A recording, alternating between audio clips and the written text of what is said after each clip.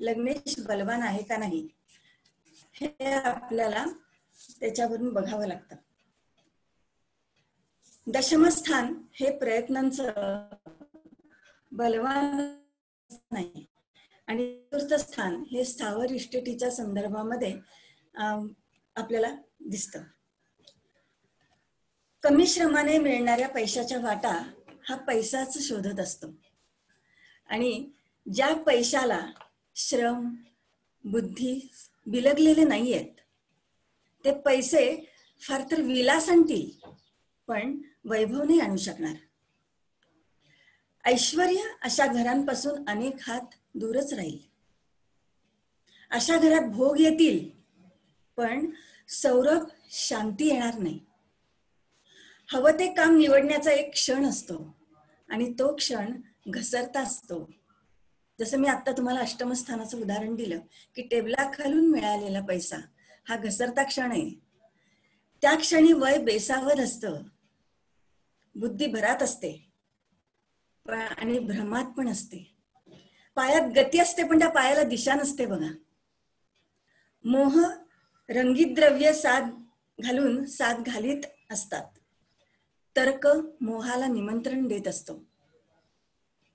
इंद्रियांना विलासाच्या कमानी खालून जाणं नेहमीच आवडतं आणि इथेच कुठंतरी तो तेवू शकला असता असा क्षण असतो.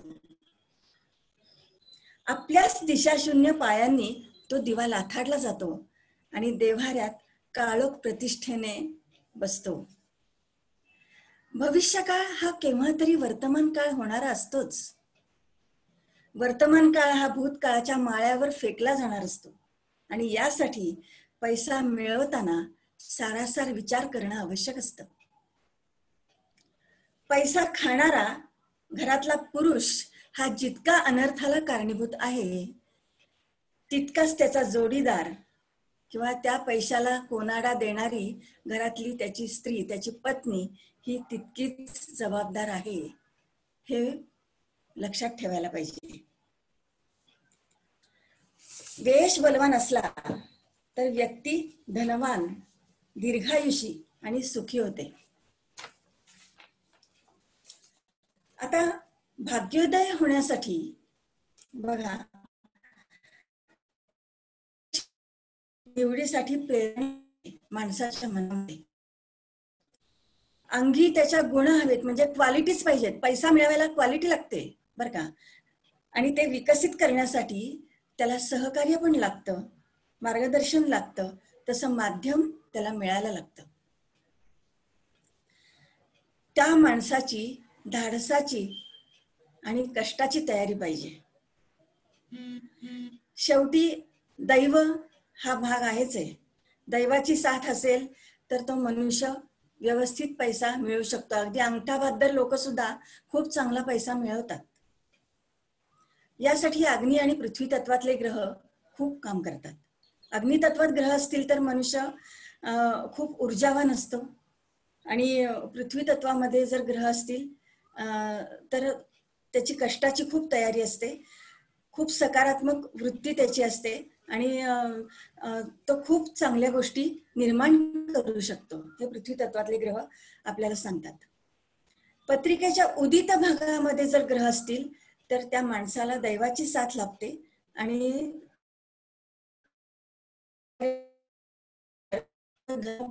चांगल्या पद्धतीने करू शकतो. आता अन्योन्य योग हे तर प्रथम आणि नवम स्थानातून जर झाले, प्रथम आणि दशम स्थानातून, प्रथम आणि लाभस्थानातून आणि द्वितीय आणि लाभस्थानातून, तसेच नवम आणि दशम स्थानातून, पंचम आणि नवम स्थानातून आणि पंचम आणि दशम स्थानातून होणारे अन्योन्य योग हे माणसाला धनप्राप्ती करून देण्यासाठी खूप चांगले ठरतात. होरा कुंडली ही आपण धनप्राप्तीसाठी बघतो. लग्नी सिंहरास असेल आणि त्याच्यामध्ये हॅलो हॅलो हॅलो हॅलो बोला मॅडम. हा येतोय ना आवाज? आवाज नाही येत आहे म्हणून म्हणलं. येतोय आवाज. हा हा हा ठीक आणि आहे. तुम्हाला कुंडली शेअर करायची असेल तेव्हा सांगा, मी हो करतो. सांगते. अजून कसे? ओके. हा लग्नी सिंह होरा कुंडलीमध्ये लग्नी जर सिंह रास असेल तर रवी मंगळ गुरु हे शुभ फलित देतात, लग्नीत जर असतील तर सिंह राशीमध्ये. आणि लग्नी जर कर्क रास असेल तर चंद्र शुक्र शनी हे शुभ फलित देतात. होरा कुंडलीमध्ये लग्नस्थानी जर रवीची रास असेल तर स्वदेशी भाग्योदय होऊ शकतो. आणि चंद्रकुंडली जर असेल होरा कुंडलीमध्ये लग्नी तर परदेशामध्ये भाग्योदय होऊ शकतो. दशा आणि अंतर्दशा म्हणजे धनप्राप्ती आहे पत्रिकेमध्ये, पण ती केव्हा आहे? महत्वाचा प्रश्न जातका कायम येतो आपल्याकडे की ती केव्हा आहे. हा केव्हा प्रश्नाचं उत्तर हे आपल्याला दशा, अंतर्दशा आणि गोचर हे आपल्याला देत असतात. 6, 8 आणि 12 ही आपण त्रिकस्थानं म्हणतो. रोग, कर्ज, दुःख, खर्च, बंधन आणि मृत्यू किंवा संकट देणाऱ्या ठरू शकतात. आणि उपचय स्थानं, तर उपचय स्थानांमध्ये 3, 6, 10 आणि 11 ही उपचय स्थान आहेत. या उपचय स्थानातील ग्रहांच्या अंतर्दशा ही धनयोगासाठी खूप चांगली फलितं देऊ शकतात. जन्म नक्षत्रापासून येणारं दुसरं, 11वं आणि 20वं नक्षत्र हे संपत नक्षत्र आहेत. संपत जन्म, संपत, विपत हे आपली नक्षत्र गोचरी आहे आपली. तर जन्म नक्षत्रापासून येणारं दुसरं, 11वं आणि 20वं जे नक्षत्र आहे हे नक्षत्र संपत नक्षत्रामध्ये संपत्तीकारक नक्षत्र असल्यामुळे ह्या नक्षत्रांमध्ये आपल्याला धनप्राप्ती होऊ शकते. आणि जन्म नक्षत्रापासून येणारं 10वं आणि 19वं नक्षत्र ही जन्म नक्षत्र, कर्म नक्षत्र आणि आधान नक्षत्र आहेत. ही नक्षत्र साधारण शुभ असल्यास, परंतु ह्या नक्षत्रामध्ये पापग्रह जर असतील तर त्याची शुभ फलितं मिळत नाहीत, धनप्राप्तीमध्ये अडचण. पणफरस्थानांचे स्वामी, पणफरस्थान म्हणजे केंद्राच्या द्वितीयात येणारी पणफरस्थानं म्हणजे 2, 5, 8 आणि 11 ही पणफर स्थानं आहेत. तर ही पणफर स्थानांचे स्वामी स्वनक्षत्रामध्ये असतील तर हा धनासाठी खूप शुभयोग आहे. त्यानंतर प्रत्येक लग्नाला योगकारक ग्रह असतात. या योगकारक ग्रहांच्या नक्षत्रात जर ग्रह असतील किंवा धनेश असेल किंवा स्थानांचे स्वामी असतील किंवा दशमस्थानाचा स्वामी असेल किंवा लाभस्थानाचा स्वामी असेल तर हा शुभयोग आहे. ह्या नक्षत्रांमध्ये शुभ प्राप्ती चांगली होते. दुसरी एक महत्वाची गोष्ट म्हणजे लग्नबिंदू हा कोणत्या नक्षत्रात आहे हे बघणं खूप महत्वाचं आहे. मग लग्नबिंदू ज्या नक्षत्रामध्ये असेल त्या नक्षत्रामध्ये कोणते ग्रह पडलेले आहेत किंवा लग्नबिंदू कुठल्या अंशावर आहे, ह्या अंशावर कुठले ग्रह आहेत बर का, ह्या अंशावर कुठले ग्रह आहेत हे पण बघणं खूप महत्वाचं आहे. कुंडलीमध्ये संधीवर कुठले ग्रह आहेत हे बघा आणि त्या संधीवरचे ग्रह धनप्राप्तीसाठी काम करतात, चांगलं किंवा वाईट असं दोन्ही. तर ते आपल्याला पत्रिकेमध्ये कुठल्या स्थानांचे स्वामी आहेत, कुठल्या नक्षत्रात बसलेले आहेत त्याप्रमाणे आपल्याला ते बघावं लागतं. धनस्थानामध्ये लग्नस्थान म्हणजे आपण स्वतः, धनाचा उपभोग हा मनुष्य कसा घेईल हे त्याच्यावरून आपल्याला लक्षात येतं. होरा कुंडली पण जरा थोडस नंतर मी रिपीट करते वेळ राहिला तर. ओके.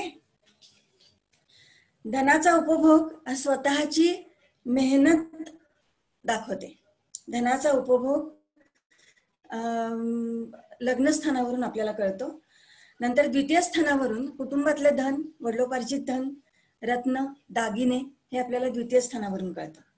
तृतीय स्थानावरून व्यापारी वृत्ती, कमिशनचे व्यवसाय, त्याच्यातून धनप्राप्ती, कलेच्या माध्यमातून धनप्राप्ती हे आपल्याला दिसतं.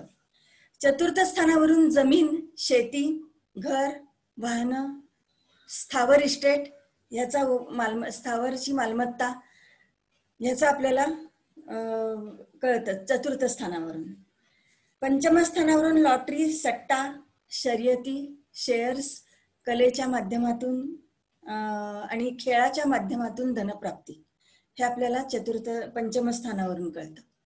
षष्ठ स्थान, आपण म्हणतो की षष्ठ स्थान हे चांगलं स्थान नाही, पण कर्माचं भाग्य आहे षष्ठ स्थान म्हणजे. त्यामुळे तिथं नोकरीतून मिळणारा पैसा, पाळीव प्राणी, डॉक्टर, वकील, सावकारी ह्या माध्यमातून मिळणारा पैसा हा आपण षष्ठ स्थानावरून बघतो. सप्तम स्थानावरून भागीदार म्हणजे जोडीदार किंवा पार्टनरशिप, व्यापाराच्या माध्यमातून धनप्राप्ती हे आपण सप्तम स्थानावरून बघतो. अष्टम स्थानावरून वारसा हक्क, टेबलाखालचा पैसा, हुंडा, देणगी, निषिद्ध धन, बक्षीसपात्र रक्कम हे आपण इथून बघतो अष्टम स्थानावरून. भाग्यस्थानावरून भाग्य, स्कॉलरशिप, संस्था, ट्रस्टी या माध्यमातून मिळणारा पैसा बघतो. दशम स्थानावरून आपलं कर्मस्थान आहे, त्यामुळे व्यवसाय, धंदा, कारखाने, वडिलांची संपत्ती ही आपण दशम स्थानावरून बघतो. लाभस्थानावरून व्यवसाय, स्वकर्तृत्वानं मिळणारं धन, वडिलांचं धन, विविध मार्गातून मिळणारे लाभ आणि अनेक पुरस्कार जे मिळतात ते आपण लाभस्थानावरून बघतो. व्ययस्थानावरून अप्रामाणिकपणे मिळवलेलं धन किंवा सरकारी नोकरी किंवा गुंतवणुकीतून मिळणारा पैसा हे आपण व्ययस्थानावरून बघतो. धनप्राप्ती बघताना अनेक राजयोग आहेत.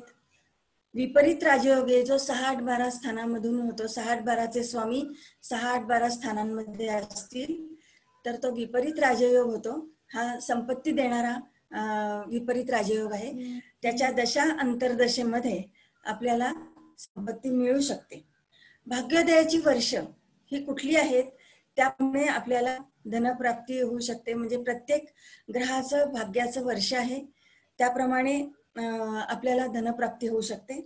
धनसहम कुठल्या स्थानात पडलेलं आहे त्या स्थानाचं जे कारकत्व आहे त्या कारकत्वामधून आपल्याला धनप्राप्ती होऊ शकते. नक्षत्र गोचरी ही पण केली जाते. देश बलवान असेल पत्रिकेमध्ये, व्ययस्थानाचा स्वामी हा जर बलवान असेल तर व्यक्ती धनवान, दीर्घायुषी आणि सुखी होतो. वेगळा विचार आहे बर का. तर लग्नेश केंद्रात असेल तर जातक धनवान होतो, लग्नेश केंद्रात असेल तर. आणि कुंडलीत ग्रहाला लाभणारा कुठला नवमांश आहे, धनस्थानाच्या स्वामीला कुठला नवमांश लाभलेला आहे, त्या ग्रहाच्या माध्यमातून तो कुठलं काम करेल आणि त्याच्यातून त्याला कसा पैसा मिळेल हे आपल्याला समजतं. समजा धनेश बुध आहे आणि तो गुरुच्या नवमांशात मध्ये जर असेल तर तो अध्यापनाचं कार्य करतो. बौद्धिक कामातून हा मनुष्य पैसा मिळवतो.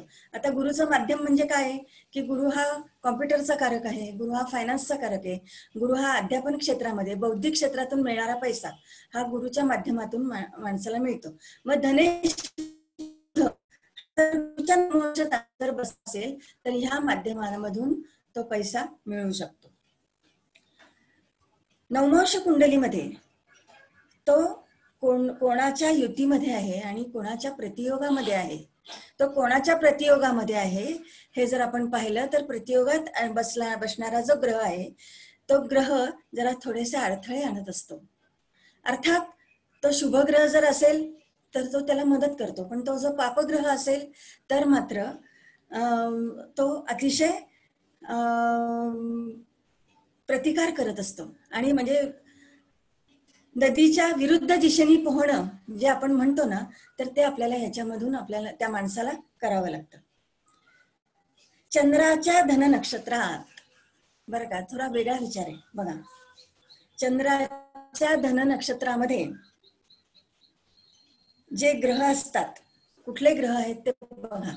म्हणजे उदाहरणार्थ चंद्र जर स्वाती नक्षत्रात असेल तर विशाखा नक्षत्र हे त्याचं धन नक्षत्र होतं.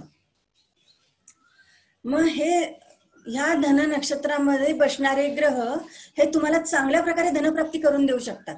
वेगळा विचार आहे, खरंच लिहून घ्या. की चंद्राच्या धन नक्षत्रामध्ये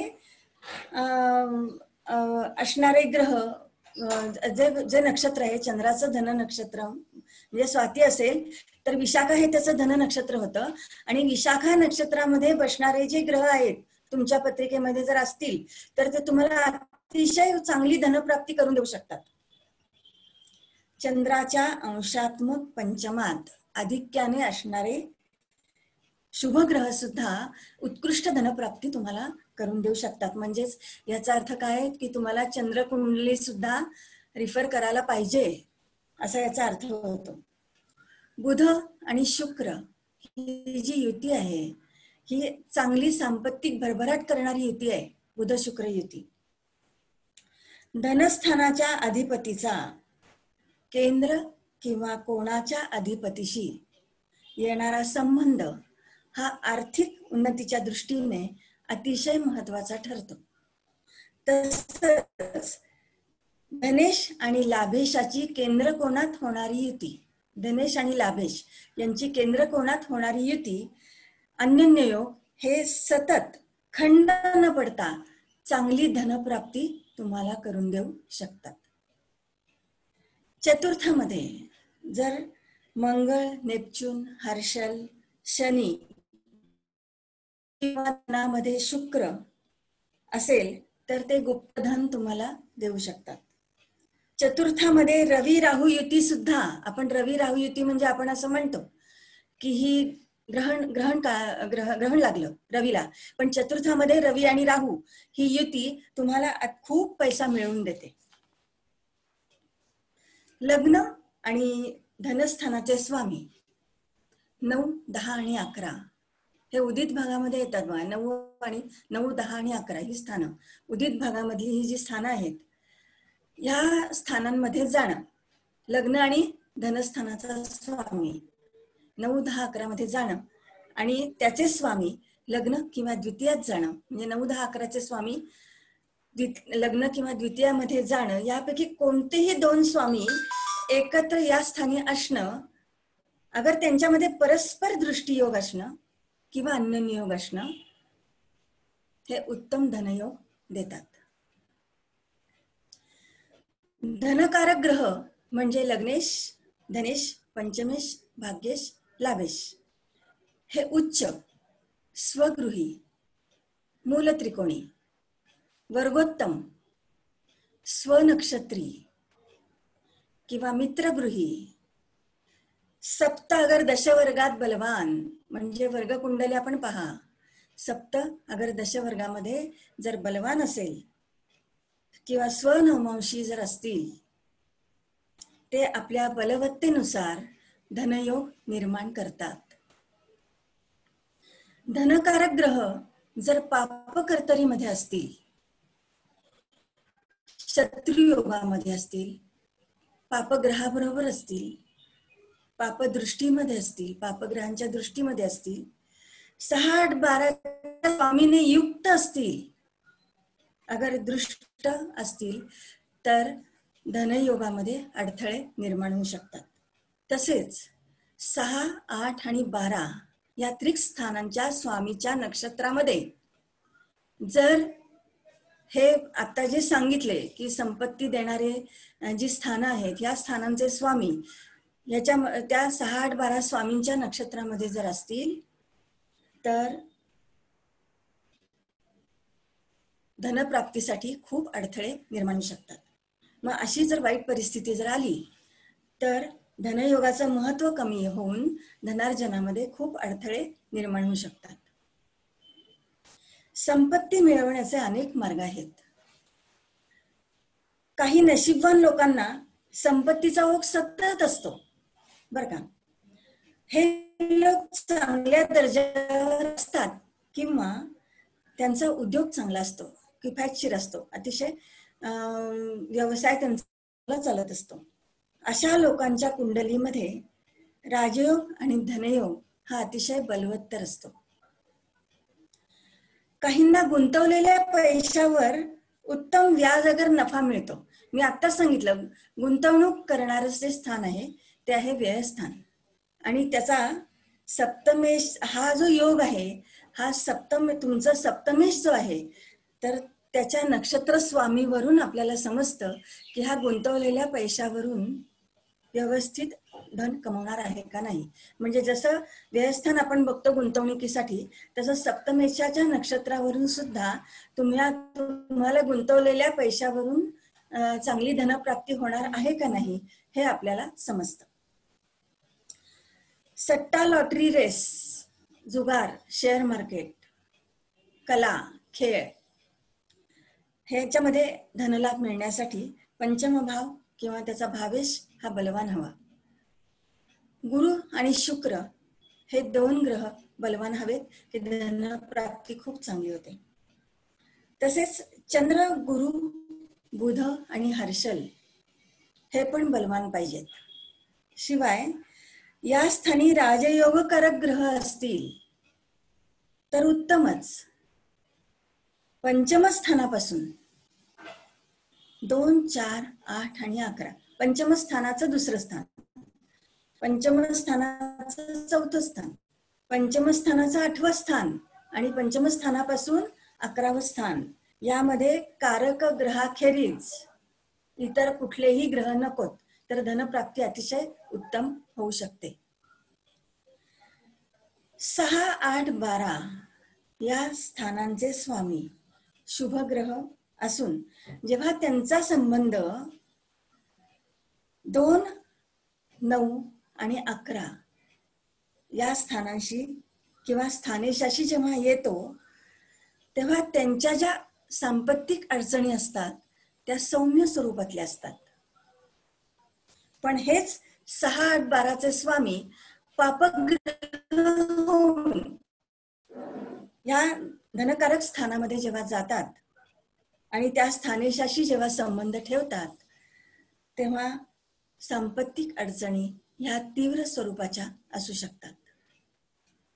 तसेच 6, 8, 12 स्वामी 6, 8, 12 स्थानांचे स्वामी पापग्रह असून ते धनेशाचे जर शत्रू असतील तरी सुद्धा सांपत्तिक अडचणी ह्या तीव्र स्वरूपाच्या असू शकतात.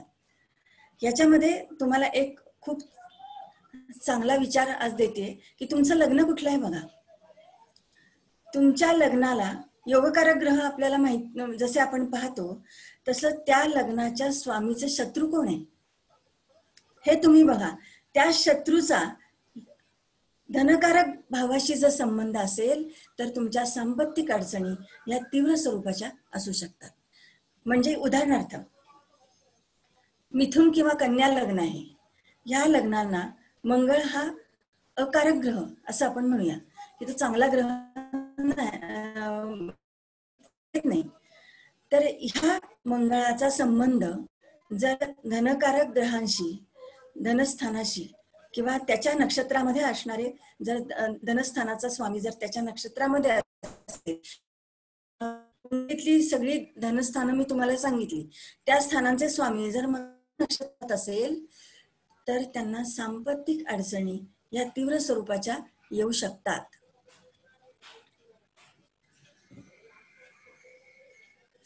योगकारक ग्रहाचा संबंध हा जर धनकारक स्थानाशी आला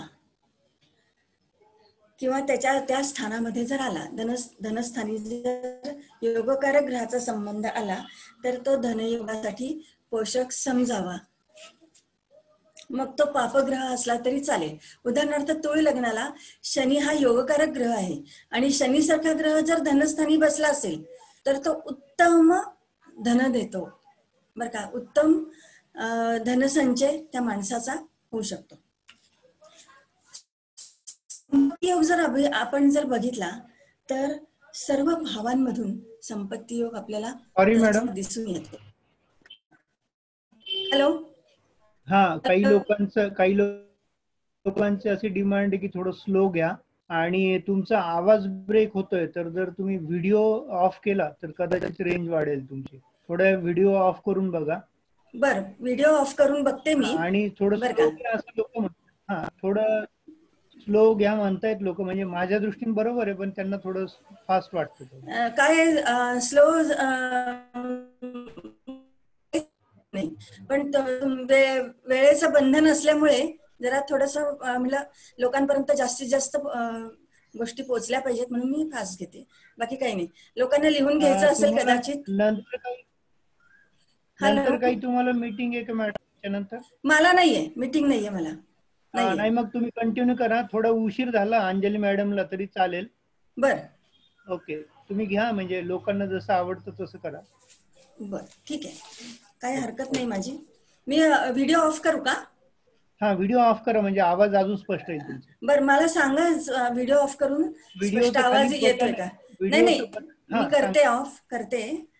मला हा येतोय ना आवाज? हो, ठीक आहे, ठीक आहे, ओके. कंटिन्यू करा मॅडम. काही अडचण आली तर मी तुम्हाला परत बोलेन तुमच्याशी. हो, चालेल चालेल. हा, थँक्यू. मी आता जसं सांगितलं तसं संपत्ती योग हा सर्व भावांमधून दिसून येतो. दुसरं स्थान हे मुख्य संपत्ती दर्शक आहे. एकादश स्थानावरून लाभ समजतो. पंचमावरून पूर्व पुण्य कळतं. भाग्यावरून ह्या जन्मातलं नशीब समजतं.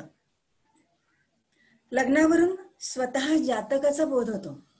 म्हणून प्रथम, द्वितीय, पंचम, नवम आणि एकादश यांच्या स्वामींच्या संयोगामुळे निरनिराळ्या प्रकारची संपत्ती निर्माण होते. ग्रहयोगात शुभता आणि बलवत्ता जितकी जास्त तितका धनयोग हा बलवत्तर होऊ शकतो. या योगामध्ये ग्रहांच्या आपापसातील लढाया किंवा तंटे नसतील तर संपत्ती साठवण्याचे योग हे जास्त येतात. दोन शुभ ग्रहांच्या युतीत अगर परस्पर दृष्टी योगामध्ये विरुद्ध ग्रहांचा संबंध आल्यामुळे संपत्ती योगाची व्याप्ती ही कमी कमी होते.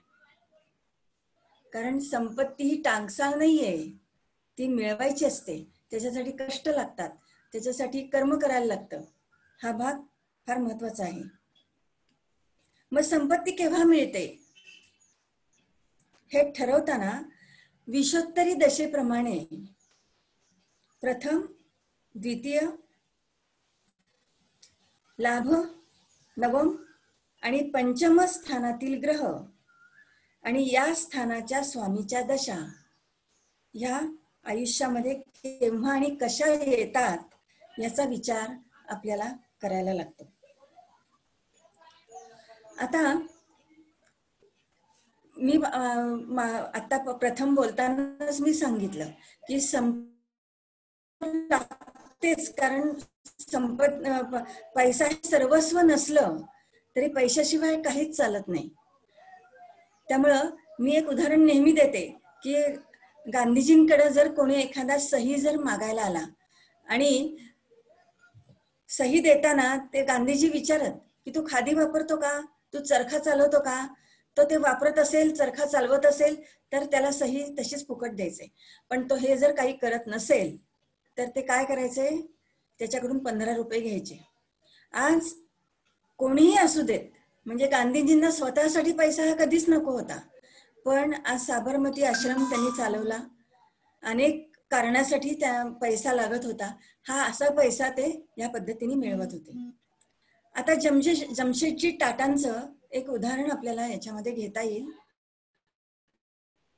की पहिला पोलादाचा कारखाना आपल्या भारतामध्ये प्रथम आणला. आता त्यांनी तिकडं फॉरेन मध्ये जेव्हा ते त्या माणसाला भेटायला गेले तेव्हा त्यांना आधी अपॉइंटमेंट दिली नाही की आम्ही आता अपॉइंटमेंट देऊ शकत नाही, पण संध्याकाळचं फ्लाईट होतं त्यांचं. त्यामुळे ते म्हणले नाही, कुठल्याही परिस्थितीमध्ये मला आता यांना भेटायचंच आहे. त्यांनी त्या रिसेप्शनिस्टला न जुमानता ते त्या मालकाला भेटायला गेले. तो पोलादाचा कारखाना जो होता त्या मालकाला भेटायला गेले. अहो तुम्ही आत्ता कसे आलात आतमध्ये वगैरे? ते काय म्हणले काही नाही, मी भारतामधून आलेलो आहे, माझा संध्याकाळचा फ्लाईट आहे आणि भारतामध्ये मला पोलादाचा कारखाना सुरू करायचा आहे, त्यामुळे तुमची मला मदत लागणार आहे. हे एवढं वाक्य बोलण्यासाठीच मी इथे आलेलो आहे. त्या बाकीचा पत्रव्यवहार आपण नंतर करू, पण मी माझी ओळख करून द्यायला आलेलो आहे की मी कोण आहे आणि मला भारतामध्ये तो पोलादाचा कारखाना सुरू करायचा आहे. आता तुम्ही विचार करा की पोलादाचा कारखाना सुरू करण्यासाठी पैसा तर लागतोच, पैशाशिवाय तर काहीच नाही. त्यामुळं त्या माणसाने त्यांना मदत केलेली आहे आणि पहिला जे पोलादाचा कारखाना त्यांनी इथं भारतामध्ये सुरू केला, त्या सुरू करण्यासाठी पैसा हा त्यांना लागला आणि तो त्यांनी उभा केला. पैशाशिवाय कुठलीही गोष्ट होऊ शकत नाही. आता ही संपत्ती मिळण्यासाठी कुंडली खूप योग दिलेले आहेत, ढेर सारे योग आहेत बरं का. तर हर्षयोग हा योग षष्ठात असेल, षष्ठस्थान म्हणतो आपण चांगलं नाही, पण षष्ठात असेल तर हर्षयोग निर्माण होतो आणि पैसा मिळवण्यासाठी या योगाचा उपयोग होतो, कारण दशमाचं भाग्य आहे हे. त्यामुळे हर्षयोग पैसा मिळवण्यासाठी उपयोग होतो. चतुस्सागर योग, जेव्हा सर्व ग्रह केंद्रात असतात तेव्हा हा योग निर्माण होतो, चतुस्सागर योग. हा योग जातकाला राजतुल्य कीर्ती, मान मरातब आणि धन देतो. काहाल योग हा जो योग आहे हा भाग्यस्थानाचा संबंध चतुर्थाशी आला आणि किंवा त्याचा परिवर्तन योग, अन्योन्य योग जर आला, किंवा हे ग्रह भाग्य आणि चतुर्थ स्थानाचे ग्रह एकमेकांच्या केंद्रामध्ये जर असतील तर ह्या योगाला बळ प्राप्त होतं आणि अतिशय चांगली धनप्राप्ती याच्यामध्ये होऊ शकते. धेनुयोग हा जो योग आहे हा धनामध्ये शुभग्रह असतील, द्वितीय स्थान शुभग्रह दृष्ट असेल आणि द्वितीय शुभस्थानी असेल.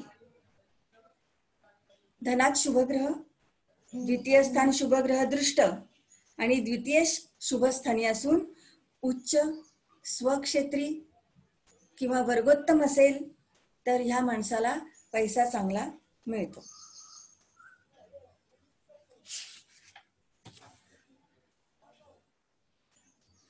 मंगळ हा ग्रह लग्न, चंद्र आणि गुरु यापैकी एकाच्या व्ययात आणि दुसऱ्याच्या धनात असेल तर नेहमी पैशाच्या अडचणी या निर्माण होऊ शकतात. भारतीय तत्वज्ञानानुसार अस्तित्वाच्या त्रिकोणाच्या पायाच्या एका टोकाला, म्हणजे तो त्रिकोण जर आपण काढला तर पायाच्या एका टोकाला पायाभूत सुविधा म्हणजे इन्फ्रास्ट्रक्चर आणि समृद्धी देणारी लक्ष्मी आहे, बसलेली आहे. दुसऱ्या टोकाला शक्ती देणारी आणि संरक्षण करणारी महाकाली दुर्गा ही आहे आणि त्रिकोणाच्या शिरोबिंदूमध्ये ज्ञान संकल्पना देणारी महासरस्वती आहे. बघा, त्रिकोणाच्या एका टोकाला लक्ष्मी आहे, दुसऱ्या टोकाला दुर्गा आहे आणि तिसऱ्या टोकाला महासरस्वती आहे. या तिन्हींचा ज्या वेळेस माणसावर वरदहस्त असतो त्यावेळेस त्या माणसाला धनप्राप्ती ही अतिशय चांगल्या प्रकारे होऊ शकते. आणि ह्या तीन शक्तींवरच या विश्वाचा डोलारा उभा आहे. पूर्वदत्तेषु या धनम ह्या उक्तीप्रमाणे पैसा हे पूर्वजन्माच्या कर्माचं फळ आहे. प्रयत्नवादाला निसंशय महत्व असलं तरी मनाच्या एका कोपऱ्यात कुठंतरी भाग्य, दैव आहे हे सर्वांनाच पटतं.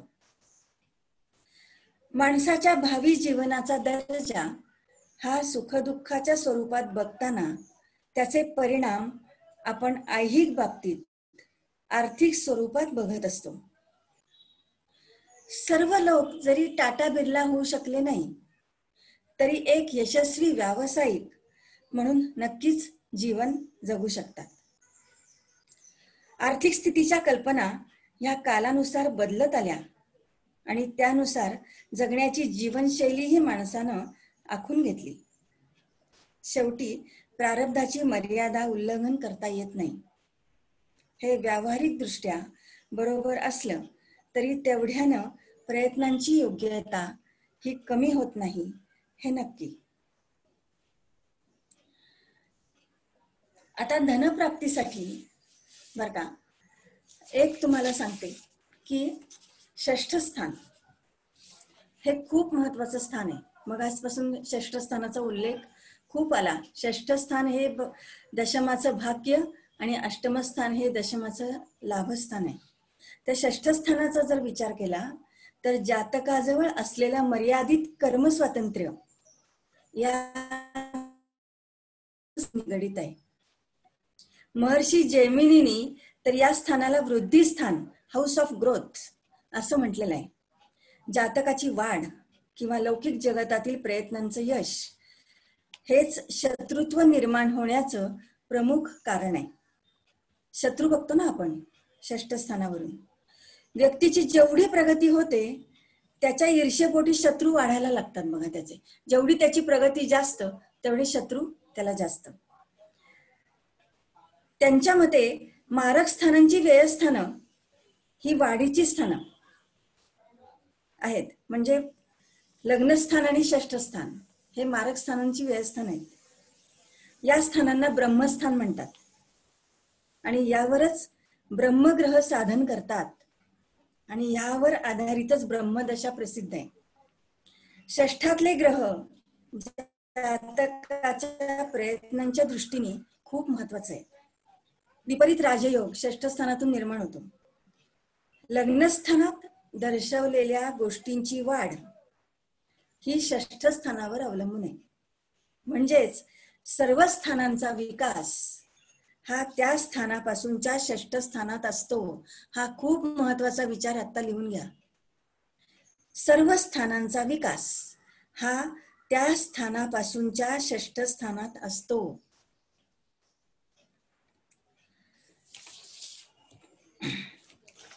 धनप्राप्तीसाठी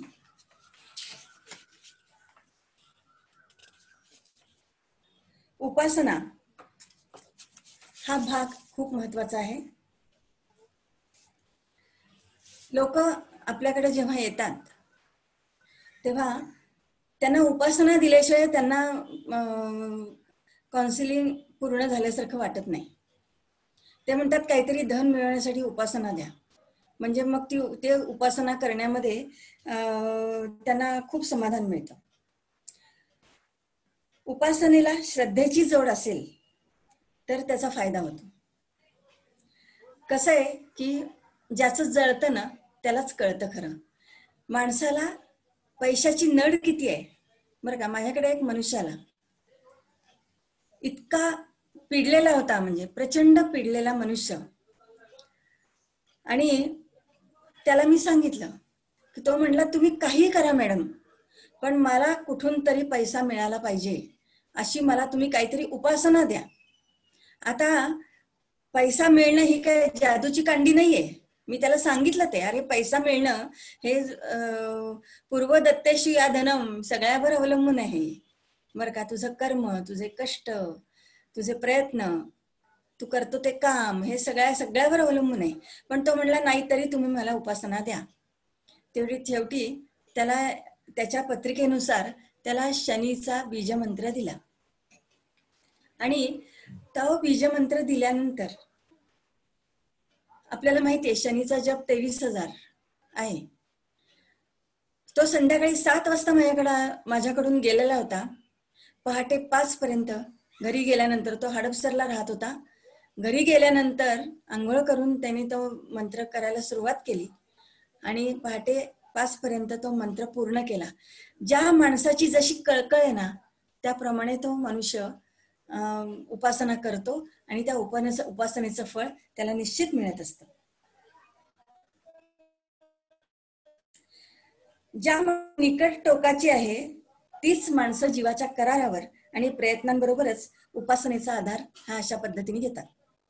उपासना करताना एक प्रकारची सकारात्मक स्पंदनं त्या माणसामध्ये निर्माण होतात.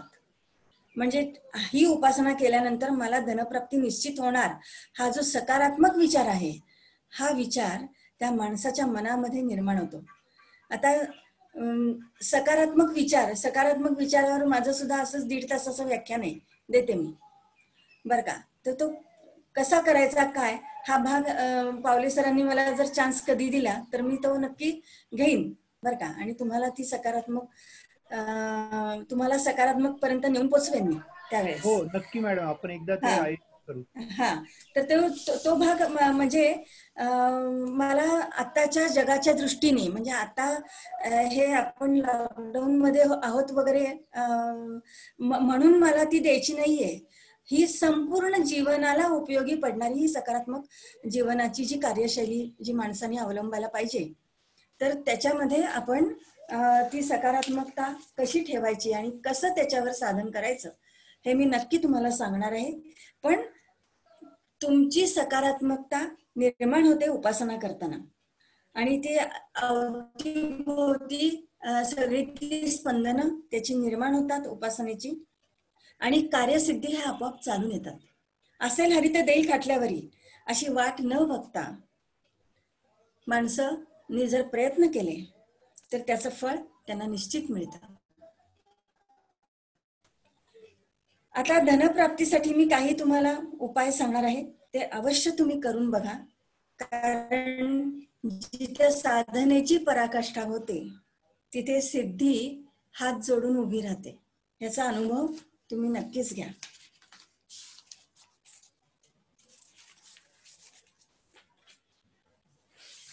धनप्राप्तीसाठी उपाय मी जरा सावकाश सांगते. ऐहिक आणि पारमार्थिकसाठी मंत्र जागर करावा. दुसरी उपासना आहे, एखाद्या मंगळवारी हनुमान मंदिरामध्ये जाऊन 1 किलो गूळ अर्पण करावा आणि तिथेच बसून हनुमान चालीसाचे 11 पाठ करावेत. त्यामुळे तुमच्या अनावश्यक खर्चाला पायबंद बसेल. मंगळवारी हनुमान मंदिरात जाऊन 1 किलो गूळ अर्पण करायचा आणि हनुमान चालीसाचे 11 पाठ करायचे. एखादा व्यावसायिक असतो, त्याला तात्काळ नफा मिळण्यासाठी अगदी साधा उपाय आहे. ज्या ज्या वेळी तुम्ही समुद्रकिनारी जाल त्यावेळी 1 श्रीफळ आणि कुंकू समुद्राला अर्पण करायचं. समुद्रकिनारी तर नेहमी आपण फिरायला जातो, 1 नारळ घेऊन जायचा आणि समुद्रामध्ये अर्पण करायचा. तर तात्काळ नफा मिळवण्यासाठी हा अतिशय सोपा आणि उत्तम उपाय आहे. लक्ष्मीची साधना पूजा अर्चा करताना साधकाचं तोंड पूर्व किंवा उत्तरेकडे असावं.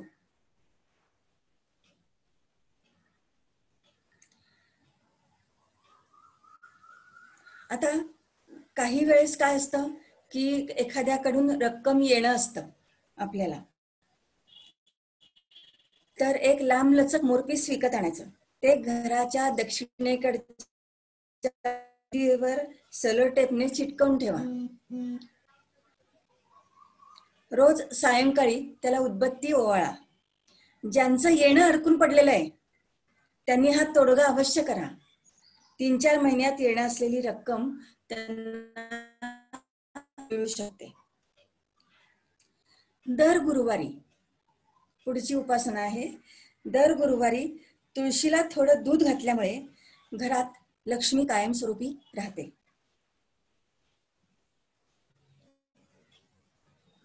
पुढची उपासना आहे, शुक्रवारी एखाद्या सवाष्णीला लाल वस्त्र, मग एखादा ब्लाउज पीस लाल दिला तरी चालेल, सौभाग्यदान देण्याची जर संधी मिळाली, एखाद्या सवाष्णीला सौभाग्यदान देण्याची संधी जर मिळाली तर ती अजिबात सोडू नका. लक्ष्मी माता तुमच्या घरी येण्याची ही एक नांदी असेल. आता उत्तम धनप्राप्ती आहे पण धनसंचय होत नसेल, असे किती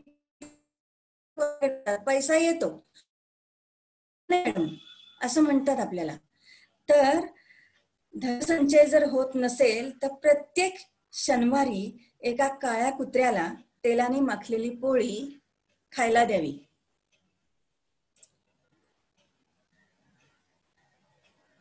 पुढचा उपाय देते. दर सोमवारी शंकराच्या मंदिरात तुपाचा दिवा लावावा. असं 11 सोमवार जर केलं तर अतिशय उत्तम धनप्राप्ती होऊ शकते. तसेच दर गुरुवारी हरभरा डाळ आणि गूळ गाईला खाऊ घालावा. असे 21 गुरुवार करावे. गाईला दर गुरुवारी हरभरा डाळ आणि गूळ. हरभरा डाळ कच्ची देऊ नका, हरभरा डाळ भिजवून द्या, नाहीतर त्या गाईचं पोट दुखेल. शुक्रवारी पहाटे उठून स्नान करावं आणि सूर्योदयापूर्वीच हा जो मंत्र सांगतेय, हा मंत्र स्फटिकाच्या माळेवर जप करा. कुठला? ओम श्रीम नमः. हा लक्ष्मी देवीचा मंत्र आहे. ओम श्रीम नमः. असे 21 शुक्रवार जर केलं तर उत्तम धनप्राप्ती तुम्हाला होऊ शकते. तुमच्या कुलदेवतेला तुम्ही घरात केलेल्या स्वयंपाकातील दाखवावा. आता रामरक्षा जी आहे, त्या रामरक्षा ही सगळीच रामरक्षा जी आहे ती एक प्रत्येक मंत्रामध्ये वेगळी वेगळी पॉवर आहे बरं का. आपण दररोज संध्याकाळी रामरक्षा घरामध्ये म्हणावीच. पण त्यातला जो एक श्लोक आहे, आपदाम अपहर्तारम दातारम सर्वसंपदाम लोकाभिरामम श्रीरामम भूयो भूयो नमाम्यहम, हा जो मंत्र आहे हा रामरक्षा स्तोत्रातील मंत्र, हा लक्ष्मीदायक मंत्र आहे. ह्या मंत्राचा 10,000 जप नक्की करावा. पुष्कळ आहेत अजून द्यायला, पण किती तुम्ही देणार, किती तुम्ही घेणार आणि मी किती देणार, त्याच्यापेक्षा एक तरी ओवी अनुभवावी असं नामदेवांनी जे सांगितलंय ते एक तरी उपासना खूप चांगल्या पद्धतीने जर तुम्ही मनापासून केली, श्रद्धेने जर केली तर तुम्हाला खूप त्याचा उपयोग होऊ शकतो.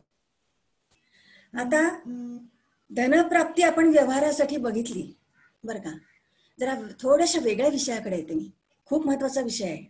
आता वेगळ्या श्रीमंतीसाठी खालील साधना बघूया. काय तुम्हाला मी सांगतेय बरं का. मूल्य मोजता येतं, पण अमूल्य हे जाणून घ्यावं लागतं. खिशात पैसा नसला तरी जीवनाविषयी अपार कुतूहल आणि कोणत्याही परिस्थितीमध्ये संधी सोडायचीच नाही ही अपार जिद्द माणसाला कर्म करायला प्रवृत्त करते. आज सुख आणि समाधान तराजूत तोललं जाते, पैशात मोजलं जाते. मनाने समृद्ध होण्याच्या वयातच पैशाच्या मोहाची बाग माध्यम लावून टाकतायत. आई वडिलांना एकच ध्यास, मुलगा कमवायला केव्हा लागेल. आता गमावलं जाणारं कमवण्यासाठी सारं घर आग्रही होतं, पण चिरंतन टिकणारं कमवण्यासाठी कमवावी लागते ती पंचसंवेदनांची अजोड श्रीमंती. दारात गंगा वाहते, पण जन्माला येतानाच त्वचेवरच रेनकोट चिटकवून येणाऱ्या आजच्या मुलांना संवेदनांची श्रीमंती कळणार केव्हा.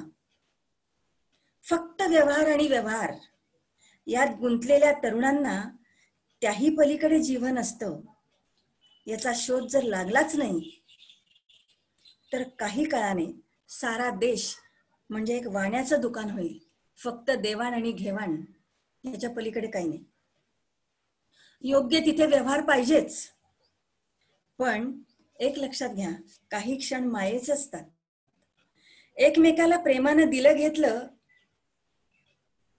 तर त्याच्यामध्ये एक प्रकारचा वेगळा आनंद असतो. त्या खर्चातही नात्यांची जमा होत असते, म्हणून नात्यांवर थोडा व्यवहारी व्यवहारापलीकडचा ओलावाही हवाच. या धनप्राप्तीसाठी आपण सगळेच प्रयत्नशील राहूया. सध्या सगळी घरं धावतायत बर का. कधी पोटासाठी, कधी शिकायचं म्हणून, कधी जीवनमान टिकवायचं म्हणून. या घुसमटीत नाती दमून जात आहेत. कुणाला वळून मागं पाहायला कुणासाठी वेळ नाही. सगळ्या परिश्रमांची बेरीज, आनंद नाही तरी घरं धावतायत मनासकट. मग जगण्याचा सुगंध घ्यायचा केव्हा? जमवलेल्या पैशाच्या मोजामोजीत वेळ घालवताना हे सुद्धा लक्षात ठेवायला हवं. फुलं, चांदणं, कोवळे किरण, जलधारा, वारे, तारे, तांदूळाची मिठी सारं सारं आपली वाट पाहत आहे. जीवनातली ही श्रीमंती ही अनुभवायची आहे. ही पण एक प्रकारची वेगळी धनप्राप्ती आहे बरं. धावताना स्वतःसाठी किंचित थांबलं तर हे सारं तुमच्यासाठी उपस्थित आहे, हे लक्षात घ्यायला पाहिजे. अध्यात्माची धनप्राप्ती. आता याही पुढे जाऊन एका वेगळ्या धनप्राप्तीचा विचार करूया. ती म्हणजे अध्यात्माची धनप्राप्ती. खर तर अध्यात्माचं वय हे जन्मतारखेच्या दाखल्यावरून ठरत नाही. मरण जवळ आल्यावर जगायला सुरुवात करण्यापेक्षा वृत्ती ताज्या संवेदनशील असताना आयुष्याच्या उद्दिष्टांचं भान आलं तर कलियुगातही आपण एक प्रकाशमान सत्ययुगाचा प्रसाद आकारू शकतो. अध्यात्म म्हणजे केवळ वरवरचं कर्मकांड नाही. हे अध्यात्म म्हणजे विकारांच्या बाजारातही मनःशांतीचं एक मंदिर उभारणे. किनाऱ्यावरून नदीचा धावत जाणारा प्रवाह अनुभवावा तसं जीवन यामुळे आपण पाहू शकतो. जीवन ऐकूही शकतो, म्हणजे साक्षी भाव बर का. मग अशा महोत्सवाची तयारी कुठल्या क्षणी करायची हे जेव्हा ठरतं तेव्हा अध्यात्माचं वय सुरू होतं. वाटेतले दगड जे आहेत तिथं थांबायचं की त्या पलीकडून नव्या वाटेने जायचं हे कुणी ठरवायचं? तर हे आपल्या पावलांनीच ठरवायचं. त्यामुळे सेल्फ काउन्सिलिंग हे खूप महत्वाचं आहे. जीवनातला आनंद म्हणजे हे धन आहे. व्यवहार वयाचं ओझं न ठेवता थोडं लहान मुलांच्या सहजपणानं जगावं. निरभ्र आकाश, नितळ चांदण, पारदर्शी तलाव, झुळझुळणारा निर्झर, रानातली पाकोळी, पावसानंतरचं ऊन, हे सगळं सगळं कशासाठी असतं बरं? आनंदासाठी असतं. आता हे का, कशासाठी हे जर विचारत बसाल तर ते सगळं आकाश भरून जाईल, चांदणं निसटून जाईल, तलाव ढवळेल, झरा थांबेल, उन्हाचं कोवळे पण लोपेल. त्यामुळे जीवनातला हा आनंद आपल्याला घ्यायला पाहिजे. अध्यात्माची धनप्राप्ती म्हणजे परमात्म्यावरचा विश्वास. हा जगातील चांगल्यावरचा विश्वास आहे. जगाचं मिथ्यत्व हा विचार जरी त्यात येत असला तरी परमात्मा स्वरूपाचं ज्ञान न झालेल्यांसाठी ते एक महत्वाचं साधन आहे.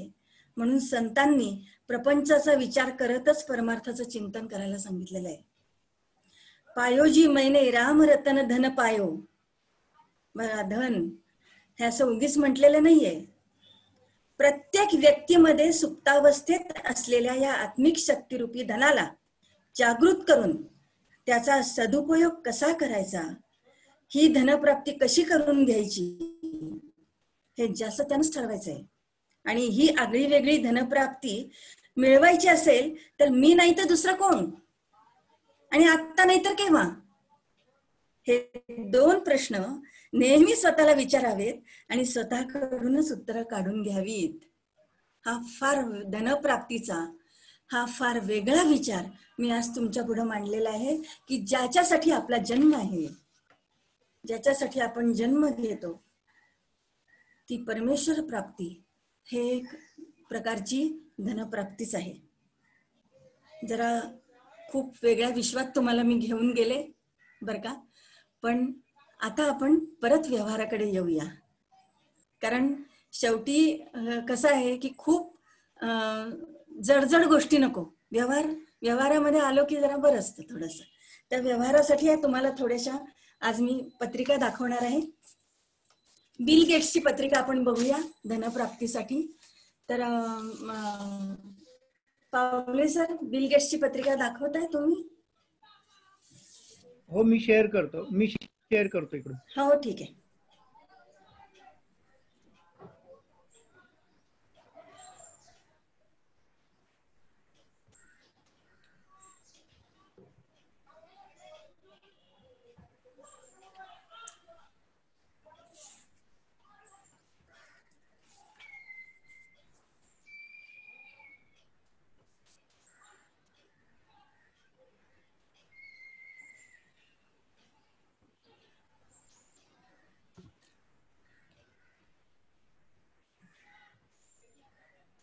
पत्रिका दिसेल आता तुम्हाला?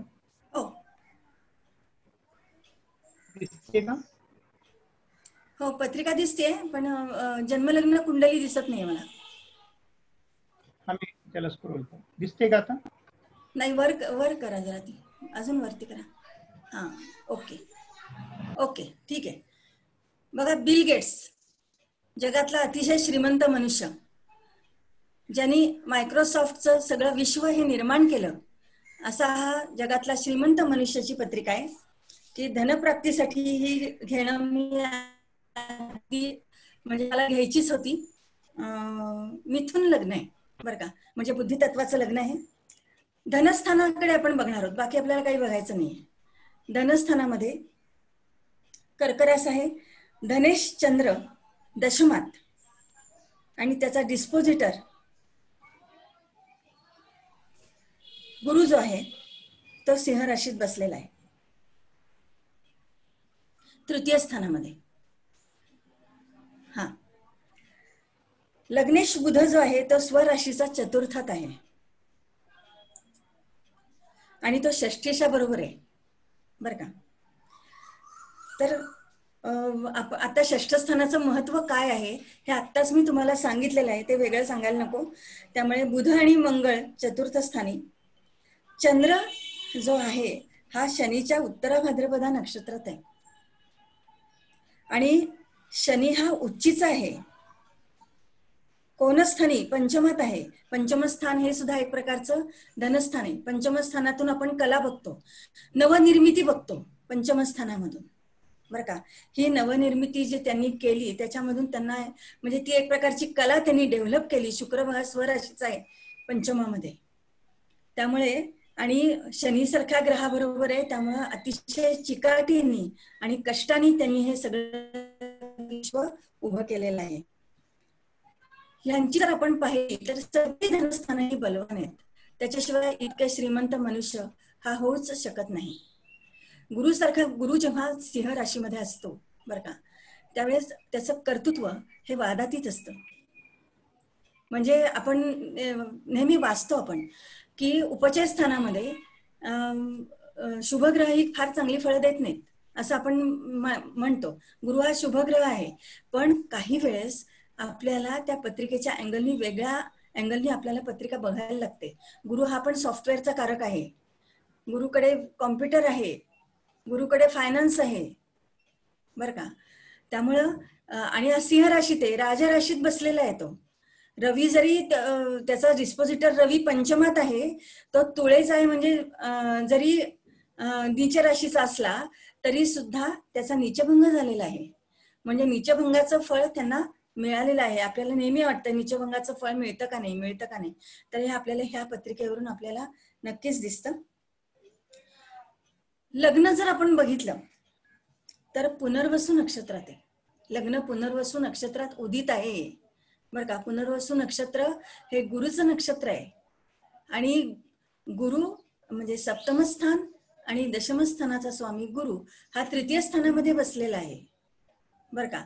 तर ही जी कुंडली अतिशय उच्च पदाला जाते धनप्राप्तीच्या दृष्टीने, तर ह्या गुरुनी, ह्या शुक्रानी, ह्या शनीनी, या बुधानी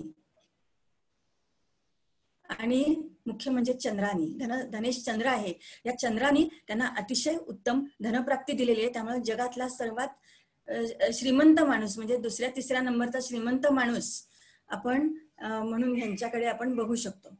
आता द्वितीय स्थानामध्ये हर्षल सारखा ग्रह बसलेला आहे. हर्षल हा मंगळ आणि बुधाचं कॉम्बिनेशन आहे बर का. मंगळ आणि बुध कॉम्बिनेशन हर्षल कडे आहे. त्यामुळे तो सॉफ्टवेअरचा कारक आहे, तो कॉम्प्युटरचा कारक आहे. त्याच्यातून त्यांना पैसा मिळालेला आहे. कारण माझ्या क्लासमध्ये एक पत्रिका मी दीड तास घेते बर का. आपल्याला इतकी घेता येणार नाही. फार थोड्याशा काही गोष्टी सांगून आपण पुढच्या पत्रिका बघणार आहोत. आता रवी बघा, रवी हा स्वाती नक्षत्रातला आहे राहूच्या. पण आता राहू हा सुद्धा सॉफ्टवेअरचा कारक आहेच आहे राहू. मंगळ आणि बुध हे हस्त नक्षत्रात आहेत, म्हणजे चंद्राच्या नक्षत्रात आहेत, म्हणजे धनाच्या धनस्थानाचा जो स्वामी आहे त्याच्या नक्षत्रात आहेत मंगळ आणि बुध. चंद्र हा स्वतः उत्तर भाद्रपद नक्षत्रात आहे शनीच्या, आणि शनी हा उच्चीचा पंचमात बसलेला आहे. आणि स्वतः शनी जर विचाराल तर स्वतः शनी हा विशाखा नक्षत्रातला आहे. शुक्र आणि शनी दोन्ही ग्रह विशाखा नक्षत्रातले आहेत बर का. त्यामुळे अतिशय उत्तम धनप्राप्ती साठी ही पत्रिका उच्च पदाला जाते. आपण अमिताभ बच्चनची पत्रिका घेऊया सर.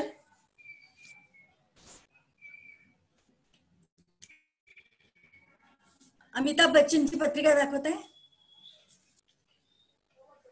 बर केदारची आहे का? बर केदारची घेऊया का? बर ठीक आहे, अमिताभ बच्चन ठीक आहे. आता अमिताभ बच्चनच्या पत्रिकेमध्ये कुंभ लग्न आहे. एक तुम्ही सगळे ज्योतिष अभ्यासू आहात बर का. तर कुंभ लग्नाचा स्वामी शनी, हा शनी चतुर्थ स्थानामध्ये वक्री अवस्थेत बसलेला आहे. शनी वक्री आहे बर का. ज्या वेळेस लग्नेश वक्री असतो ही एक स्पेसिफिक कंडिशन आहे पत्रिकेतली. वक्री लग्नेश वक्री असणं काहीतरी आयुष्यामध्ये एक वेगळ्या प्रकारचं निर्माण करतो बर का, परिस्थिती निर्माण करतो. चांगली किंवा वाईट दोन्ही असू शकतात त्या. म्हणजे असं काही चांगलीच निर्माण करेल असं नाही, त्या इतर ग्रहांवर ते अवलंबून राहतं. पण लग्नेश वक्री असणं ही एक स्पेसिफिक कंडिशन आहे पत्रिकेतली. तर अमिताभ बच्चनजीच्या पत्रिकेमध्ये हा लग्नेश वक्री हर्षल बरोबर आहे. आयुष्यामध्ये अनेक घटना या अचानक त्यांच्या आयुष्यामध्ये घडलेल्या आहेत. शनी हर्षल हे रोहिणी म्हणजे चंद्राच्या नक्षत्रात आहेत, आणि चंद्र भाग्यस्थानी आहेत तुळेचा. कलेच्या माध्यमातून पैसा मिळवलेला आहे, आणि जेव्हा चंद्र भाग्यामध्ये असतो तेव्हा कीर्ती प्रसिद्धी ह्या लोकांना प्रचंड मिळते. यांच्या पत्रिकेतलं एक वैशिष्ट्य म्हणजे अष्टमस्थानी आपल्याला 5 ग्रह दिसत आहेत. हे पंचग्रह जे बसलेले आहेत अष्टमस्थान, पुन्हा मी येते कर्माचं लाभस्थान, आणि ह्या कर्माच्या लाभस्थानाचा स्वामी अष्टमेश हा बुध स्वराशीचा आहे तिथे. आणि हे जे आहे मंगळ बुध आणि रवी हे तृतीयेश आणि दशमेश जो मंगळ आहे त्याच्या नक्षत्रात आहे, चित्रा नक्षत्रात आहे. मंगळ हा तृतीयेश आणि दशमेश आहे, आणि शुक्र जो ग्रह आहे तो चंद्राच्या हस्त नक्षत्रातला आहे, म्हणजे स्वनक्षत्रातला. शुक्र हा चंद्राच्या हस्त नक्षत्रातला आहे, स्वनक्षत्रात नाहीये. शुक्र हा चंद्राच्या हस्त नक्षत्रामध्ये, आणि चंद्र हा भाग्यस्थानी आहे तुळ राशीमध्ये. त्यामुळे ह्यांनी कलेच्या माध्यमातून अजूनही एवढं वय झालं तरी कलेच्या माध्यमातून पैसा ते मिळवत आहेत. याच्यामध्ये जर अष्टमस्थानातल्या ग्रहांकडे आपण परत आलो तर शुक्र हा नीचीचा आहे, पण शुक्राचा नीचभंग झालेला आहे. रवी हा राज राशीचा ग्रह या सगळ्या ग्रहांना घेऊन बसलेला आहे. जेव्हा राजाबरोबर त्याचे सगळे लोक येतात ना तेव्हा त्यांना तेवढंच महत्व असतं तेवढाच मान मिळतो या लोकांना. त्यामुळं रवी हा अष्टमस्थानातला रवी हा अतिशय चांगले त्यांना, आणि हे सगळे ग्रह धनस्थानी बघतात बर का. आता षष्ठातील गुरुची दशम आणि द्वितीयावर दृष्टी आहे. षष्ठातल्या गुरुची दशम आणि द्वितीय स्थानावर दृष्टी आहे आणि अष्टमातल्या ग्रहांशी हा गुरु लाभयोग करतोय. मग गुरु कोण आहे तर गुरु धनेश आहे आणि अर्थतत्वाच्या राशीमध्येच बसलेला आहे. गुरु म्हणजे ऐश्वर्य आहे बर का. तर आणि तो उच्चीचा आहे परत षष्ठस्थानी. तर सर्व ग्रह अष्टमात म्हणून विविध मार्गांनी यांना धनप्राप्ती झालेली आहे. आपण आता धीरूभाई अंबानींची पत्रिका बघूया. धीरूभाई अंबानी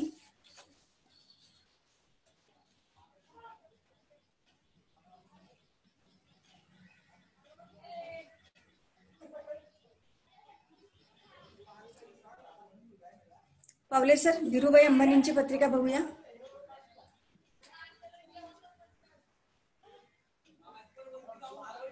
सत्तावीस 12/1932 सकाळी 6:37 वेरावळ अशी त्यांची जन्मतारीख आहे धीरूभाई अंबानींची. धनु लग्नाची पत्रिका आहे आणि लग्न त्यांचं मूळ नक्षत्रात उदित आहे केतूच्या, आणि हा केतू राजराशीमध्ये भाग्यात बसलेला आहे. आता धनेश धनात हा चंद्राच्या श्रवण नक्षत्रातला आहे आणि चंद्र लग्नी आहे. चंद्र कोण आहे तर चंद्र अष्टमेश आहे. चंद्र हा अष्टमेश लग्नात बसलेला आहे. लग्नेश आहे हा दशमात आहे, उत्तरा ह्या रवीच्या नक्षत्रात आहे. रवी पण लग्नी आहे. लग्नेश दशमात, उत्तरा रवीच्या नक्षत्रात आहे.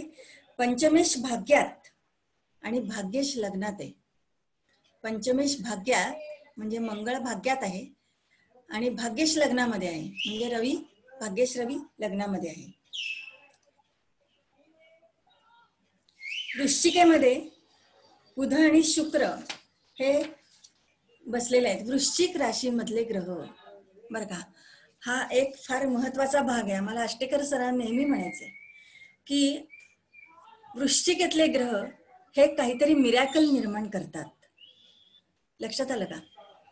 तर बुध हा बोलण्याचा कारक ग्रह. तुम्ही बुध जर तुम्हाला धंदा करायचा असेल तर तुम्हाला बोलण्याशिवाय पर्याय नाही.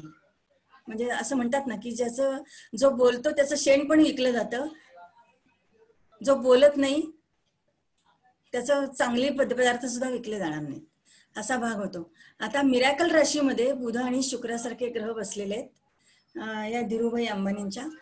तर हे मिरॅकल ग्रह होतात. वृश्चिक राशीतले ग्रह हे मिरॅकल ग्रह होतात आणि त्यांनी त्यांच्या आयुष्यामध्ये मिरॅकल घडवलेलं आहे यांनी.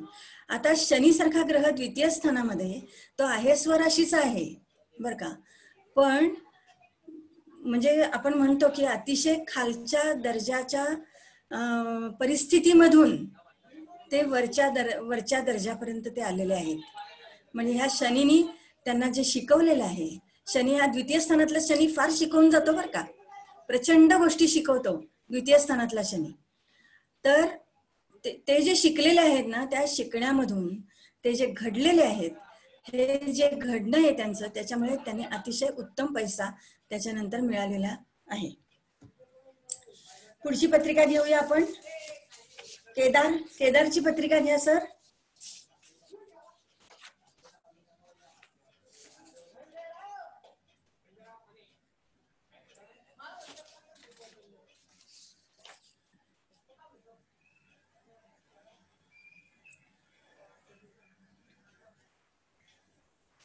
एकोणीस 3/1989 सकाळी 5:33 पुणे अशी ही केदार नावाच्या व्यक्तीची पत्रिका आहे. ह्या व्यक्तीला 40 एकर जमीन आईच्या वडिलांकडून मृत्यूपत्राद्वारे मिळाली बर का. म्हणजे कुणाला कसा कसा धनलाभ होतो हे आपण सांगू शकत नाही बर का, की धनप्राप्ती ही कुठल्याही मार्गाने माणसाला होऊ शकते. आता ह्यांचा जर लग्नेश पाहिला आपण तर लग्नेश शनी हा लाभात आहे आणि चतुर्थेश आणि भाग्येश कोण शुक्र आहे. चतुर्थेश आणि भाग्येश शुक्र ह्याच्या नक्षत्रामध्ये म्हणजे पूर्वाषाढा नक्षत्रामध्ये हा लग्नेश शनी लाभस्थानी बसलेला आहे. शनी हर्षल बरोबर आहे बर का. अचानक हा धनलाभ त्यांना झालेला आहे. गुरु चतुर्थाचा चतुर्थेश आहे. गुरु कोण आहे तर चतुर्थाचा एक मिनिट हा, गुरु कुठे आहे? गुरु गुरु चतुर्थामध्ये आहे आणि चतुर्थाचा चतुर्थेश हा रवीच्या कृत्तिका नक्षत्रात आहे. तर मंगळ हा षष्ठेश चंद्राच्या रोहिणी नक्षत्रात आहे. मंगळ जो आहे तो षष्ठेश चंद्राच्या रोहिणी नक्षत्रात आहे. चतुर्थेश हा पूर्वा भाद्रपदा हा गुरुच्या नक्षत्रात आहे. चतुर्थेश शुक्र हा कुठे आहे तर धनात उच्चीचा रवी बरोबर आहे. रवी बरोबर असलेले ग्रह हे तुम्हाला कुठल्या ना कुठल्या मार्गाने चांगली फळं देतोच. म्हणजे राजा बरोबर राहतो ना तो ग्रह, म्हणून फक्त तो हे नको, अस्तंगत वगैरे नको, एवढं पाहिजे. शुक्र चंद्र नवपंचम आहे. षष्ठेश षष्ठात आहे. बघा चंद्र हा षष्ठेश षष्ठात आहे म्हणून स्थावर मातुल घराण्याकडून त्यांना मिळाली. आणि बघा अष्टमेश बुध आपण वारसा हक्काने म्हणतो की त्यांना मिळतं. आता हा वारसा हक्क म्हणजे त्यांना आईकडून मिळालेले पैसे आहेत. पण हा आता अष्टमेश बुध हा लग्नात आहे आणि लग्नी राहू हा राहू देणारा ग्रह आहे बर का. शनीच्या राशीतला राहू आहे तो देणार, तो काही सोडणार नाही बर का. त्यामुळं असं 40 एकर जमीन आईच्या वडिलांकडून मृत्यूपत्राद्वारे त्यांना मिळाली. ज्यावेळेस ही जमीन त्यांना मिळाली त्यावेळेस जातकाच्या शुक्र महादशेमध्ये गुरुची अंतर्दशा होती.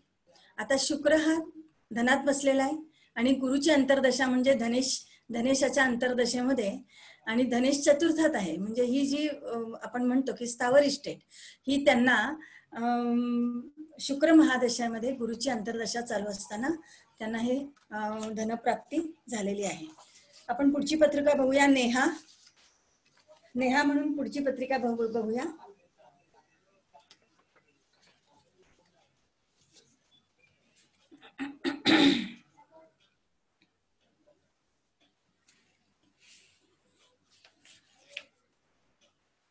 कर्क लग्नाची कुंडली आहे. ह्या जातकाला म्हणजे स्त्री जातक आहे. या स्त्री जातकाला दत्तक घेतलं गेलंय बर का. आणि दत्तक ती अशा कुटुंबामध्ये गेली की ते कुटुंब अतिशय धनवान होतं आणि त्या जातकाच्या नावावर फार मोठी मालमत्ता, फार मोठी स्थावर इस्टेट ही ठेवलेली आहे बर का. तर त्या जातकाला म्हणजे या स्त्री जातकाला दत्तक घेतलेलं आहे.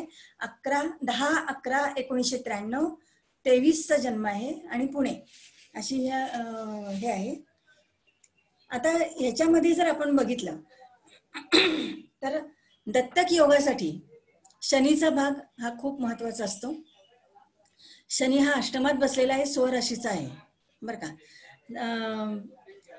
शुक्र बुध रवी आणि गुरुचा बर का. शुक्र बुध रवी आणि गुरुचा हे चतुर्थातले जे ग्रह आहेत याचा अष्टमातील शनीशी नवपंचम योग आहे बर का. आता बुध शुक्र हे 2 ग्रह स्वाती नक्षत्रातले आहेत. अचानक धनलाभ, बुध शुक्र अचानक धनलाभ दाखवतात स्वाती नक्षत्रातले असल्यामुळे. गुरु हा मंगळाच्या चित्रा नक्षत्रात आहे. गुरु जो आहे तो मंगळाच्या चित्रा नक्षत्रात आहे. कर्क लग्नाला मंगळ हा योगकारक ग्रह म्हणतो आपण. तो पंचमेश पंचमात बसलेला आहे बरं का. पंचमस्थान हे सुद्धा एक प्रकारचं धनस्थानच आहे. म्हणजे ह्यांच्या चतुर्थात ग्रह केवढे आहेत. मंगळ स्वराशीचा बसलेला आहे. षष्ठस्थानी नेपच्यून हर्षल सारखे ग्रह आहेत. अष्टमामध्ये शनी सारखा ग्रह आहे बरं का. त्यामुळे आणि लाभेश शुक्र चतुर्थात बसलेला आहे, तो स्वराशीचा आहे बरं का. त्यामुळे ह्या स्त्रीला दत्तक गेल्यानंतर अनेक गोष्टी हिच्या नावावर केलेल्या आहेत. ठीक आहे, बऱ्याच पत्रिका आपण आता हे केलेल्या आहेत. 5:30 वाजत आलेले आहेत. तर आज मी धनप्राप्ती बरं का, मी व्हिडिओ ऑन करते. धनप्राप्तीच्या संदर्भामध्ये आजचं माझं व्याख्यान होतं.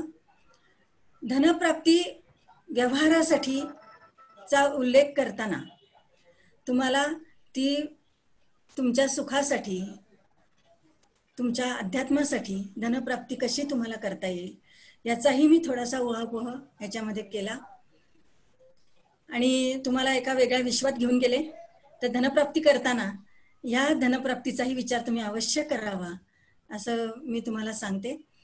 आता तुम्हाला एक अनाउन्समेंट मला अशी करायची आहे की 14 जूनला एक सेमिनार मी घेते आहे आदिशक्ती ज्योतिर्विद्यालय आणि ज्योतिष प्रबोधिनी यांचं. तर ह्यावेळेस सुद्धा तुम्ही अशाच संख्येने तुम्ही उपस्थित राहा. या सेमिनारमध्ये सुद्धा अशीच छान छान व्याख्यानं आहेत बरं का. तर त्यांचा लाभ तुम्ही अवश्य घ्या. हे सेमिनार सुद्धा फ्री असणार आहे, त्याचे कुठलेही पैसे आकारले जाणार नाहीत. तर मी पावले सरांचे आभार मानते की मला जवळजवळ 1.5 तास पावले सरांनी मला हे धनप्राप्ती हे करण्यासाठी दिला. मला वाटतं की सगळे लोक मंत्रमुग्ध होऊन गेले असावेत, कारण मला माहिती नाही तुम्हाला माझं व्याख्यान आवडले नाही आवडले प्रश्न त्याचा विचार मी करत नाही. पण मला जेवढं तुम्हाला शेअर करायचं आहे तेवढं मी तुम्हाला शेअर केलं आणि मला पावले सरांनी संधी दिली त्याबद्दल मी त्यांचे खूप आभारी आहे. धन्यवाद. मॅडम, व्याख्यान तर छान झालेलं आहे, त्याच्यात काही प्रश्नच नाही, कारण कॉमेंट खूप आलेले आहेत चांगल्या चांगल्या. आणि जर काही मी थोडं अनम्यूट करतो लोकांना, काही विचारायचं असेल तर आपण 5 मिनिट देऊयात फक्त आणि त्याच्यानंतर मग दुसरं व्याख्यान सुरू करूया. हो चालेल. माझा आवाज येतोय सगळ्यांना? तर इथे मी सगळ्यांना 1-2-3 जणांचेच कॉमेंट घेणार आहे. तर आपला माईक सुरू करून बोलू शकता. हा हॅलो. तर माईक सुरू करून बोलू शकता. हा बोला. हॅलो. आपलं नाव सांगा. हा मी राधेश्याम जोशी. हा बोला. हा तर माझं वृषभ लग्न आहे आणि धनेश आणि पंचमेश अष्टमात आहे. रवीच्या युतीमध्ये म्हणजे अस्तंगत आणि धनस्थानामध्ये व्हिडिओ चालू करा ना जोशी साहेब. व्हिडिओ चालू करा. Hello hello madam.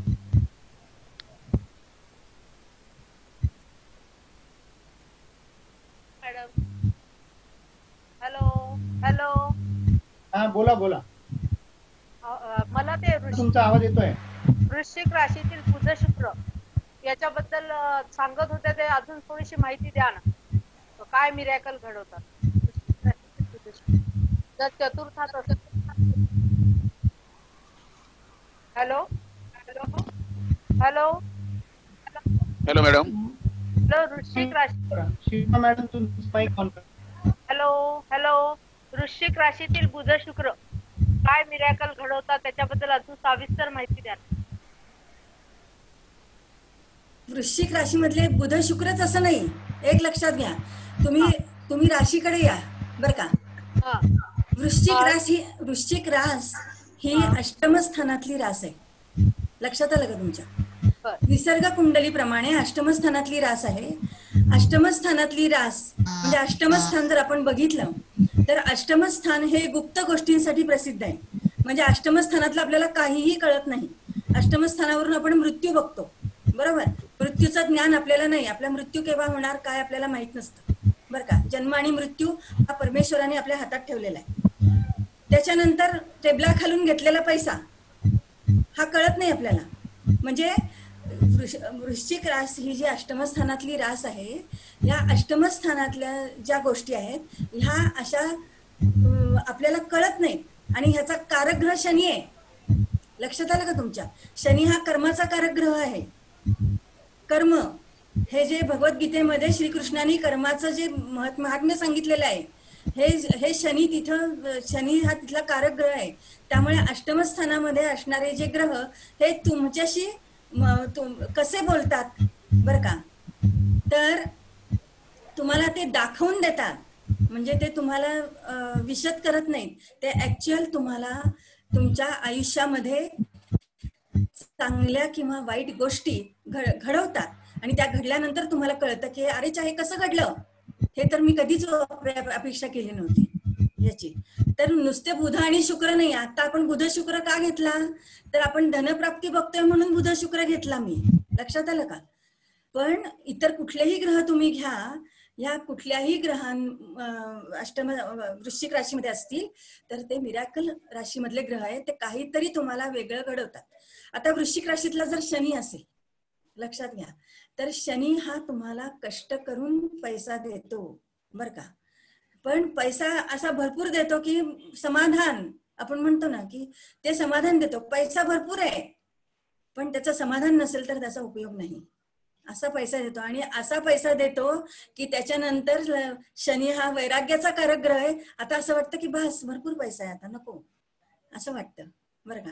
तर हा वृश्चिक राशीतले ग्रहांचं हे महत्व आहे. मॅडमचा नंबर मिळेल का? शिल्पा मॅडमचा जरा. हा मी सांगते.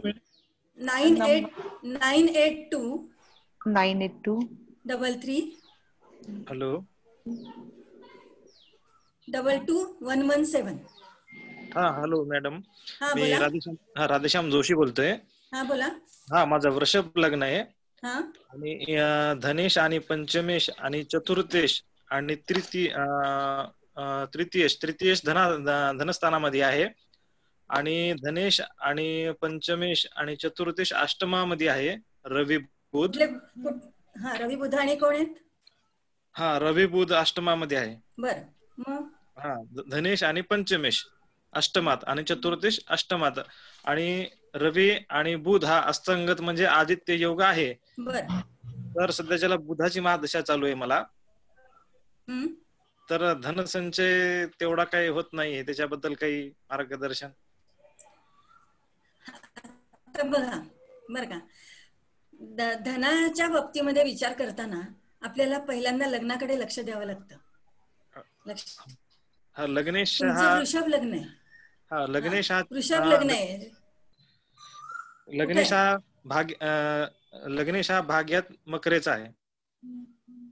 आता बघा, लग्नेश हा भाग्यात आहे म्हणजे पोझिशन लग्नेशाची चांगली आहे. पण मकर राशीतला शुक्र हा ठीक आहे. म्हणजे तो काय करणार आहे? तो मकर राशीतला शुक्र तुम्हाला कष्टाशिवाय एकतर पैसा देणार नाही. एक पहिली गोष्ट म्हणजे. दुसरी गोष्ट म्हणजे वृषभ लग्न आहे त्यामुळं चैनीच्या वस्तू वापरणं किंवा ब्रँडेड वस्तू वापरण्याची आवड तुम्हाला राहू शकते ह्याच्यामध्ये, कारण लग्नेश भाग्यात आहे. आता रास बघा तुम्ही, रास मिथुन आहे. मिथुन चंद्र कुठल्या नक्षत्रात आहे? चंद्र हा पुनर्वसू नक्षत्रात आहे. गुरु कुठे आहे? गुरु हा लाभस्थानामध्ये मिनीचा आहे. हा मिनेचा गुरु स्वराशीचा आहे. लाभेश लाभस्थानात आहे. ठीक आहे, ओके. म्हणजे तुम्हाला लाभ मिळणार नाही अशातला भाग नाहीये बरं का. लाभ तुम्हाला मिळणार, पण आणि तुमचा जो बुध आहे तो सुद्धा धनस्थानाकडे बघतोय काय, त्यामुळे लाभ तो मिळवून देणार हे निश्चित आहे. पण चंद्राच्या प्रतियोगामध्ये आहे बरं का. त्यामुळे कसं आहे माहिती का की पैसा खर्च करण्याची जी प्रवृत्ती आहे ना, तर ही प्रवृत्ती खूप आहे, म्हणजे म्हणून तुमचा पैसा टिकत नाही, हा भाग येतो ह्याच्यामध्ये. आता त्याची कारणं काही असू देत, त्याच्याकडे आपल्याला जायचं नाही, पण पैसा खर्च करणार तुम्ही प्रचंड. हा, तो कशावर करणार काय हा भाग अगदी मी आता आपल्याला इतका वेळ नाहीये. आता तुमची महादशा कुठली आहे? माझी महादशा सध्या बुधामध्ये बुध चालू आहे. बुधामध्ये बुध म्हणजे मग ठीक आहे ना. बुधाचं नक्षत्र कुठलं आहे? बुध हा नक्षत्र मॅडम तेवढं नक्षत्र लक्षात नाहीये माझ्या. नाही, मग हे बघा, पत्रिका विचारताना, म्हणजे मी आता एक शिक्षिका आहे बरं का, त्यामुळं हा पत्रिका विचारताना संपूर्ण पत्रिका समोर पाहिजे. आपण जेव्हा एखादी शंका जेव्हा विचारतो ना, तेव्हा त्याच्याशिवाय मी तुम्हाला याचं उत्तरच नाही देऊ शकत. बरोबर. लक्षात आलं का? तर ठीक आहे, तुम्ही मला वेगळा नंतर फोन करा, मी आता नंबर दिलेला आहे काय, तर तुम्ही मला वेगळा फोन करा, मग तुम्हाला मी कन्सल्टिंग तेव्हा करेन. पण माझ्या क्लासमध्ये नक्षत्रांशिवाय मी पुढे जाऊ शकत नाही. नाही, नक्षत्राला महत्व आहेच, मलाही माहिती आहे ना. हा, मग त्याच्याशिवाय मी पुढे जाऊ शकत नाही ना. त्यामुळे ठीक आहे, ओके. पुढचा प्रश्न घ्या मॅडम. एकदा नंबर परत सांगा, मी चॅट बॉक्स मध्ये. 982 33 22 117. अजून फक्त एक प्रश्न घेऊ आपण आणि नंतर थांबूयात. हो, चालेल. कोणाला विचारायचं असेल तर माईक ऑन करून विचारा. सर, मला विचारायचं होतं. Sir, Shraddha Rathod here. मला एक विचारायचं होतं मॅम. तुम्ही आता बोलताना जे बोललेलात की एक नियम सांगितलेला की धनेश आणि लाभेश यांची केंद्रात होणारी युती जी असते ती सतत धनयोग देणारी ठरते. हॅलो, आवाज येतोय मॅम? हा, आणि याशिवाय तुम्ही एक अजून नियम सांगितलेला की लग्न जर का मिथुन आणि कन्या आहे तर मंगळ हा अकारक ग्रह आहे. मग इथं जर आपण विचार केला तर मिथुन लग्नाला धनेश आणि लाभेश हे दोन्ही चंद्र आणि मंगळ आहेत, आणि ते जर का केंद्रात असतील तर तुम्ही जो नियम म्हणतायत की सतत धनयोग देणारे ठरते, ते होईल का? किंवा जसं मिथुन आणि कन्याला मंगळ हा अकारक आहे, तर समजा आपण मिथुन जर विचार केला लग्नाचा, तर मग तिथं मंगळ जर अकारक होतोय तर मग तो केंद्रात धनेशासोबत असेल लाभेश होऊन, तर तो काय इफेक्ट देईल, त्याचे परिणाम काय होतील?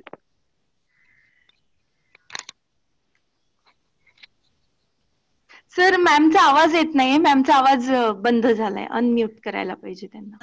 आता येतोय? हा, आता येतोय, बोला मॅम. हे बघा, मिथुन लग्नाला मंगळ हा षष्ठेश आहे बरं का. एक लक्षात नेहमी एक लक्षात घ्यायचं की आपण प्रश्न कुठला बघतोय हे लक्षात घ्यायचं. आज मी माझा धनप्राप्तीचा विषय देताना मी षष्ठस्थानाचं एवढं तुम्हाला महत्व सांगितलं की नाही? षष्ठस्थानाचं केवढं महत्व सांगितलं तुम्हाला मी. आता हा जो षष्ठेश मंगळ बरं का, हा जो केंद्र तर केंद्रस्थानामध्ये पापग्रह हे तुम्हाला खूप चांगली फळं देतात बर का. म्हणजे हा एक भाग आला. बरं, तो 3, 2, 1 म्हणजे तो लाभेश पण आहे, तो षष्ठेश आणि लाभेश आहे बर का. ठीक आहे, त्रिषडाय आपण असं जरी म्हणलं, त्रिषडाय म्हणजे 3रं, 6वं आणि 11वं स्थान हे आपण काही दृष्टीने त्याचं महत्व नाही सांगितलेलं चांगलं. पण बरं का, ज्या वेळेस आपण धनप्राप्तीचा विचार करतो त्यावेळेस तो लाभस्थानाचा स्वामी जर केंद्रामध्ये बसलेला आहे काय, मग आता तो केंद्रात कुठं बसलाय, तो कोणाच्या नक्षत्रात आहे हे बघणं महत्वाचं आहे. लक्षात आलं का? मग तो धनेश पण बसलाय, तो लाभेश पण तिथं बसलेला आहे, म्हणजे तो वाईट फळं नाही देणार, तो चांगली फळं देणार. फक्त आपल्याला एक बघायला पाहिजे की तो कोणाबरोबर आहे, कोणाच्या दृष्टीत आहे, कुठं बसलेला आहे, कुठल्या स्थानामध्ये बसलेला आहे. आणि दुसरी गोष्ट म्हणजे त्याचं नक्षत्राशिवाय मी पुढे जाऊ शकत नाही. नक्षत्र कुठलंही असं ते बघा आणि त्याप्रमाणे त्या नक्षत्र स्वामीप्रमाणे फळ देतो ग्रह ते त्याप्रमाणे तुम्हाला त्याचं अच्छा मॅम, ओके. ऍक्च्युली हे काही कुंडलीत नाहीये, फक्त ते दोन्ही जे नियम तुम्ही सांगितले ना त्यामध्ये मला कन्फ्युजन झालं म्हणून विचारलं. नाही, प्रश्न धनप्राप्तीचा आहे ना, लक्षात घ्या तुम्ही. जी प्रश्न धनप्राप्तीचा आहे तर धनप्राप्तीच्या अँगलनी पत्रिका लक्षात आलं का? तर हा भाग महत्वाचा आहे. हॅलो मॅडम, मला एक आता मिथुन लग्नाला जी मॅम, आधी या प्रश्नाचं उत्तर पूर्ण होऊ देत ना मॅम प्लीज. आता एक लक्षात घ्या, मी सांगितलं की मिथुन लग्नाला मंगळ हा अकारक ग्रह आहे, म्हणजे मंगळ चांगली फळं देणार नाही. मग आता मंगळ हा कोण आहे तर षष्ठेश आहे. मग मिथुन लग्न म्हणजे आपण स्वतः, आपलं व्यक्तिमत्व, बर का. आणि षष्ठात मंगळ बसलेला म्हणजे तुम्हाला पित्ताचा त्रास होणार, तुम्ही उन्हामध्ये गेलं की तुम्हाला त्रास होणार, काय एखादं ऑपरेशन होऊ शकतं याच्यामध्ये, किंवा मंगळ कुठल्या राशीमध्ये आहे. हा मॅम, ऐकू येते, बोला बोला. त्याप्रमाणे मूळव्याधीचा त्रास होऊ शकतो, काही म्हणजे तब्येतीचा त्रास तुम्हाला होऊ शकतो त्याच्यामध्ये. असं काही नाही किंवा त्यांनी धनप्राप्ती दिली म्हणजे तब्येती चांगलीच ठेवेल असं काही नाही. एखादा ग्रह चांगली आणि वाईट दोन्ही फळं देणार आहे. आपण कुठल्या अँगलनी पत्रिका बघतोय, कुठल्या प्रश्नासाठी पत्रिका बघतोय, हे खूप महत्वाचं आहे. जी मॅम, थँक्यू. खूप छान एक्सप्लेन केलं तुम्ही. आलं लक्षात की जर तर वर सगळं निर्भर आहे. ओके जी. हॅलो मॅडम, एकच प्रश्न विचारायचा आहे. हा बोला. समजा मिथुन लग्नाला जर मंगळ अकारक आहे तर तो मंगळ मिथुन लग्नाला मंगळ षष्ठातच आहे आणि धनेश चंद्र जर अष्टमात आहे, मग त्याचा फलादेश काय होऊ शकतो? आता धनेश चंद्र जर अष्टमात आहे आणि तो धनस्थानाकडे बघतोय, मग धनेश जर आपल्या स्वतःच्या राशीकडे बघतोय तर प्रश्न येतच नाही ना धनप्राप्तीचा. चांगली धनप्राप्ती होऊ शकते. फक्त चंद्रासारखा ग्रह आहे म्हणून कधी मिळतात कधी नाही, असं थोडस जसं त्याच्यात कला वाढतात कमी होतात तसं ते होऊ शकतं. आता षष्ठेश षष्ठात आहे. आता षष्ठेश षष्ठात हा जो भाग आहे ह्याच्यामध्ये तुम्हाला हाताखालचे नोकर चांगले मिळू शकतात. षष्ठेश षष्ठात येतात म्हणजे षष्ठ स्थानाची जी चांगली कारकत्व आहेत बर का, ती सगळी चांगली कारकत्व शत्रू तुमच्यापुढे टिकणार नाही. बर काय हे पण होऊ शकतं ना, तिथून आपण शत्रू बघतो, तिथून आपण हाताखालचे नोकर बघतो बर का. त्यामुळे ते चांगलं आहे. बरं, मंगळासारखा ग्रह जर षष्ठस्थानी आहे बर का, तर मंगळ हा दशमस्थानाला उत्तेजित करणारा ग्रह तिथे बसलेला आहे. म्हणजे मंगळाकडे काय आहे, मंगळाकडे धाडस आहे, मंगळाकडे साहस आहे. म्हणजे धाडस आणि साहस असल्याशिवाय कुठलाही मनुष्य कर्म चांगल्या पद्धतीने करू शकत नाही बर का. त्यामुळे हा मंगळ तुमच्या कर्माच्या बाबतीमध्ये खूप चांगली फळं देणार आहे. आलं लक्षात? तब्येतीची कदाचित चांगली फळं देणार नाही, कदाचित नाही, तब्येतीची नाही चांगली फळं देणार, पण ह्या दृष्टीने चांगली फळं तो देणार आहे. तुमचा नेहमी मी विद्यार्थ्यांना सांगते की तुमचा प्रश्न कुठला आहे त्या अँगलनी पत्रिका बघा. उगीच सगळ्या 12 भावांमध्ये अनेक हे सांगितलेले आहेत, तर त्याच्यामध्ये तुम्ही जातकाचं किती काय काय बघत बसणार आहात. तुमचा प्रश्न कुठला आहे? धनासंदर्भातच विचारायचा होता. मिथुन लग्नाला जर आता बघा, मंगळ हा षष्ठात आहे, लक्षात. हॅलो, मंगळ हा षष्ठात बसलेला आहे. मंगळाकडे आपण हाताखालचे नोकर बघतो. मंगळ षष्ठेचे षष्ठात आहे समजा, आता आपण हाताखालचे नोकर तिथे बघतो. आता हे टाटा, बिर्ला, सगळे अंबानी, हे सगळे आपण जर लोक घेतली, हे स्वतः मशीनवर कामं करतात का? हे नाही कामं करत. दुसऱ्याच्या पैशावर उभे राहणारे लोक आहेत हे. लक्षात आलं का? षष्ठातला मंगळ जर स्वराशीचा असेल तर दुसऱ्या पैशावर व्यवसाय करणारे लोक आढळतील. लक्षात? तो कर्माच्या दृष्टीने तो चांगलं बोलणार आहे, कारण दशमस्थानाच्या भाग्यात येतो तो. त्याचा नवपंचम योग येतो. दशमामध्ये जर गुरुसारखा ग्रह बसलेला असेल, काय मंगळ गुरु नवपंचम योग, मग हा चांगला जाईल तुम्हाला. म्हणजे एक तर तुमचं कर्म चांगलं असेल, तुमचे कष्ट चांगले असतील, तुमचं धाडस चांगलं असेल, तुमचा व्यवसाय चांगला असेल, तर तुम्हाला पैशाला कमी पडणारच नाही, नाही का? धन्यवाद मॅडम. मॅडम एक प्रश्न विचारू का? हा बोला. माझा काही प्रश्न नाही, मी रात्रीपर्यंत तुमच्या प्रश्नांची उत्तरं देऊ वृश्चिक शकते. राशीतले ग्रह मिरॅकल करू शकतात. तर इथे आहे सिंह लग्न आणि चतुर्थात राहू आहे 10 अंशावर अनुराधा नक्षत्रात. तर काय मिरॅकल करू शकेल? आता चतुर्थातला राहू आहे, चतुर्थात राहू 10 अंशावर आहे अनुराधा नक्षत्रात. म्हणजे वृश्चिक राशीतला राहू आहे तो. हा, वृश्चिक राशीतला राहू. मंगळ कुठे बसलाय? मंगळ लग्नी आहे, 20 अंश लग्न आणि 20 अंशावरच मंगळ बसलाय. ओके. हा, म्हणजे आता तुम्ही लक्षात घ्या की चतुर्थातला चतुर्थेश लग्नात बसला आणि तो लग्न. नाव सांगा तुमचं. स्मिता देशपांडे. आता सिंह लग्नाला मंगळ हा योगकारक ग्रह आहे, बरोबर? तो लग्नी बसलेला आहे आणि लग्नाच्या अंशावर उदित आहे. लग्नाच्या अंशावर उदित आहे. लग्नाच्या अंशावर उदित असलेले ग्रह, लक्षात आलं का? हे तुम्हाला चांगलं फळ दिल्याशिवाय कधीच राहणार नाही. अतिशय चांगलं फळ देणार. म्हणजे आता स्थावर इस्टेट या संदर्भामध्ये चांगली फळं मिळतील तुम्हाला. फक्त हा चतुर्थातला राहू आहे ना, हा तुम्हाला सगळी सुख देईल, देणार नाही अशातला भाग नाहीये बरं का. पण हा पितृदोषातला राहू येतो. त्यामुळे तुमच्या नावावर घर कधी घ्यायचं नाही. तुमच्या नावावर घर घेतलं की त्या घरामध्ये तुम्ही राहू नाही शकणार असा भाग येतो. किंवा मग घरामध्ये शांतता राहणार नाही. जर त्या घरामध्ये तुम्ही राहिलात, तुमच्या नावावर घर आहे आणि त्या घरामध्ये तुम्ही राहिलात, तर मग वादावादी, भांडणं, तणाव किंवा झोप नाही येणं असे अनेक प्रकार त्याच्यामध्ये होऊ शकतात. पण वृश्चिकेचा हा जो राहू आहे, आता राहू सारखा ग्रह हा एक लक्षात घ्या की छायाग्रह आहे हा, बरं का. राहू आणि देणारा ग्रह आहे राहू. म्हणजे केतू एक वेळ देत नाही पण राहू देतो. तर तो देणारा ग्रह हा वृश्चिक राशीतला आहे. आता आपल्याला हे पण बघायला पाहिजे की मी आता सांगितलं की तो देणारा ग्रह आहे, तो देणार. हे वृश्चिक राशीतल्या राहूचं कारकत्व आहेच. तो कुणाच्या नक्षत्रात आहे बरं का, हे बघणं महत्वाचं आहे. शनीच्या नक्षत्रात अनुराधा. म्हणजे हो ठीक आहे. म्हणजे मग ठीक आहे ना, राहू शनिवारच फळ देतो नाही का. आणि मग शनीची पोझिशन पत्रिकेमध्ये काय आहे त्याच्यावर शनी धनात आहे. मग का नाही देणार तुम्हाला तो? शनी धनात 29 अंशावर आहे चित्रा नक्षत्रात.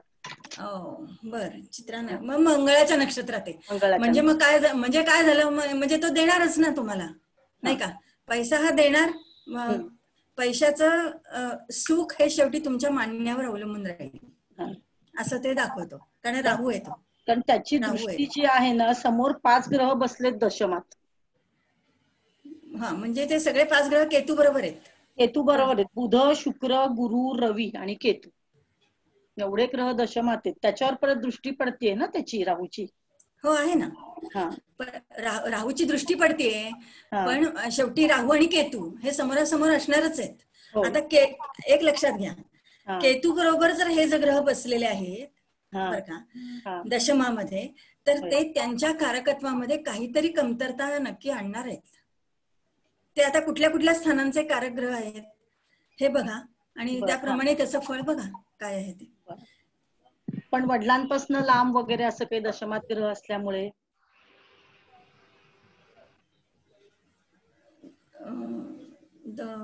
कुठल्या 8 म्हणजे 2 वृषभ राशीचे येतात ना. वृषभ राशीत आहेत सगळे. मग हे बघा दशमेश दशमात आहे ना. हो. मग काय प्रॉब्लेम आहे. दशमेश दशमात आहे. आता शुक्र केतू कॉम्बिनेशन आहे. विवाहाच्या संदर्भामध्ये ऍडजस्टमेंट आहे काहीतरी असं दिसतं. बुध शुक्र जे आहेत ते अंशात्मक प्रतियोग आहे त्यांचा. 23-24 शुक्र आणि 23 बुध. आता तुम्ही बुध शुक्र एकत्र सांगितले मला दशमात. हो ना, एकत्रच आहेत ना. हा प्रतियोग नाही, सॉरी, युती. प्रतियोग म्हणलात ना आता तुम्ही.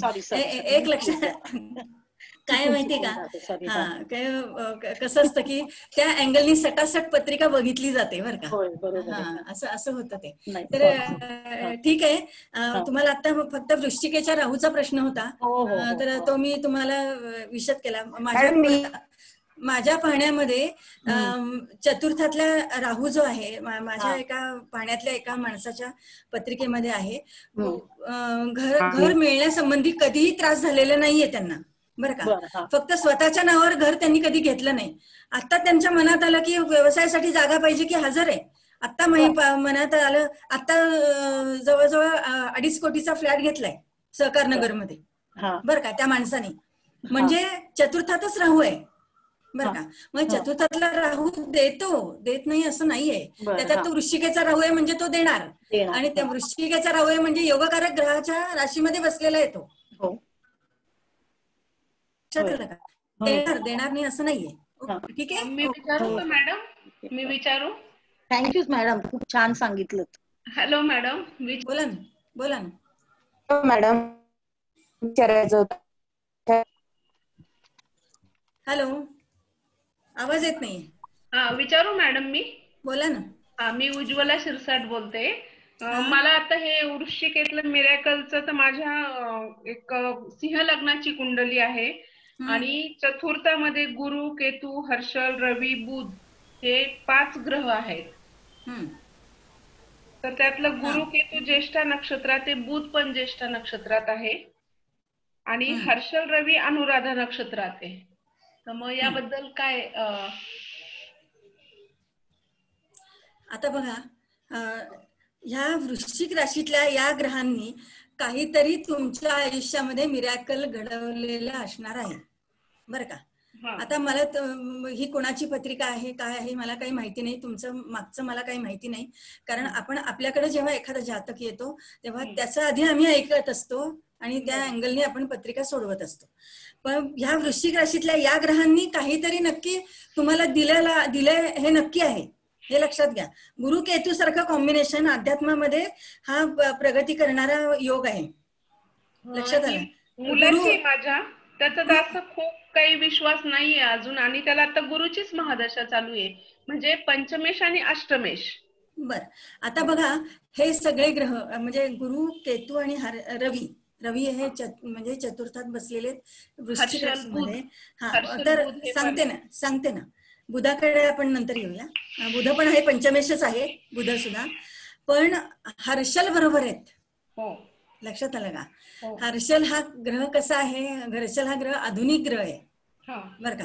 हा म्हणजे 25 वर्ष पुढे बघणारा ग्रह आहे. हा, त्यामुळे तो आपण अगदी नास्तिक असं म्हणू शकणार नाही, परंतु तो तेवढ्यापुरतं विश्वास ठेवेल म्हणजे बरं का. हा, तर आता पावले सर म्हणतायत की जास्त प्रश्न घेता येणार नाहीत, नाही तर मी रात्रीपर्यंत बसीन इथे. मला विचारायचं तर शेअर मार्केट मध्ये काम केलं तर चालेल का यांनी?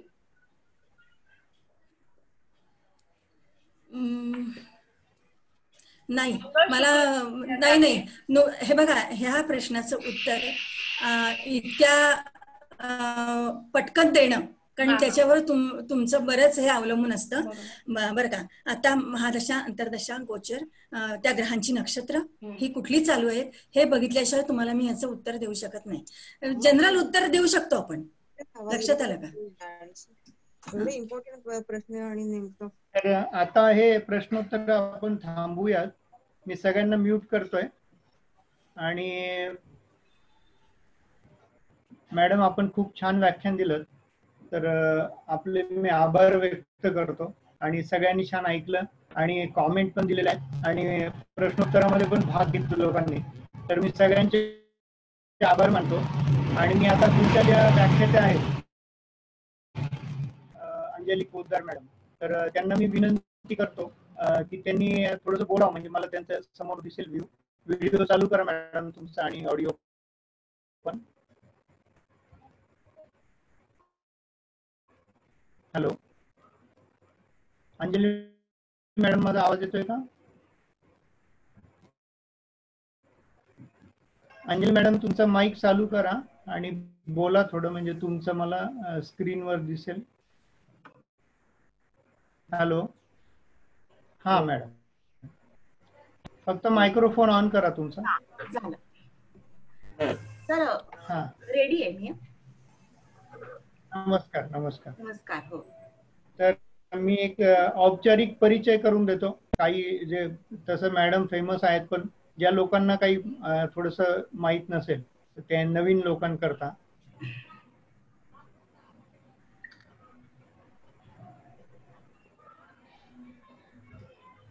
मॅडम ह्या पुण्याला असतात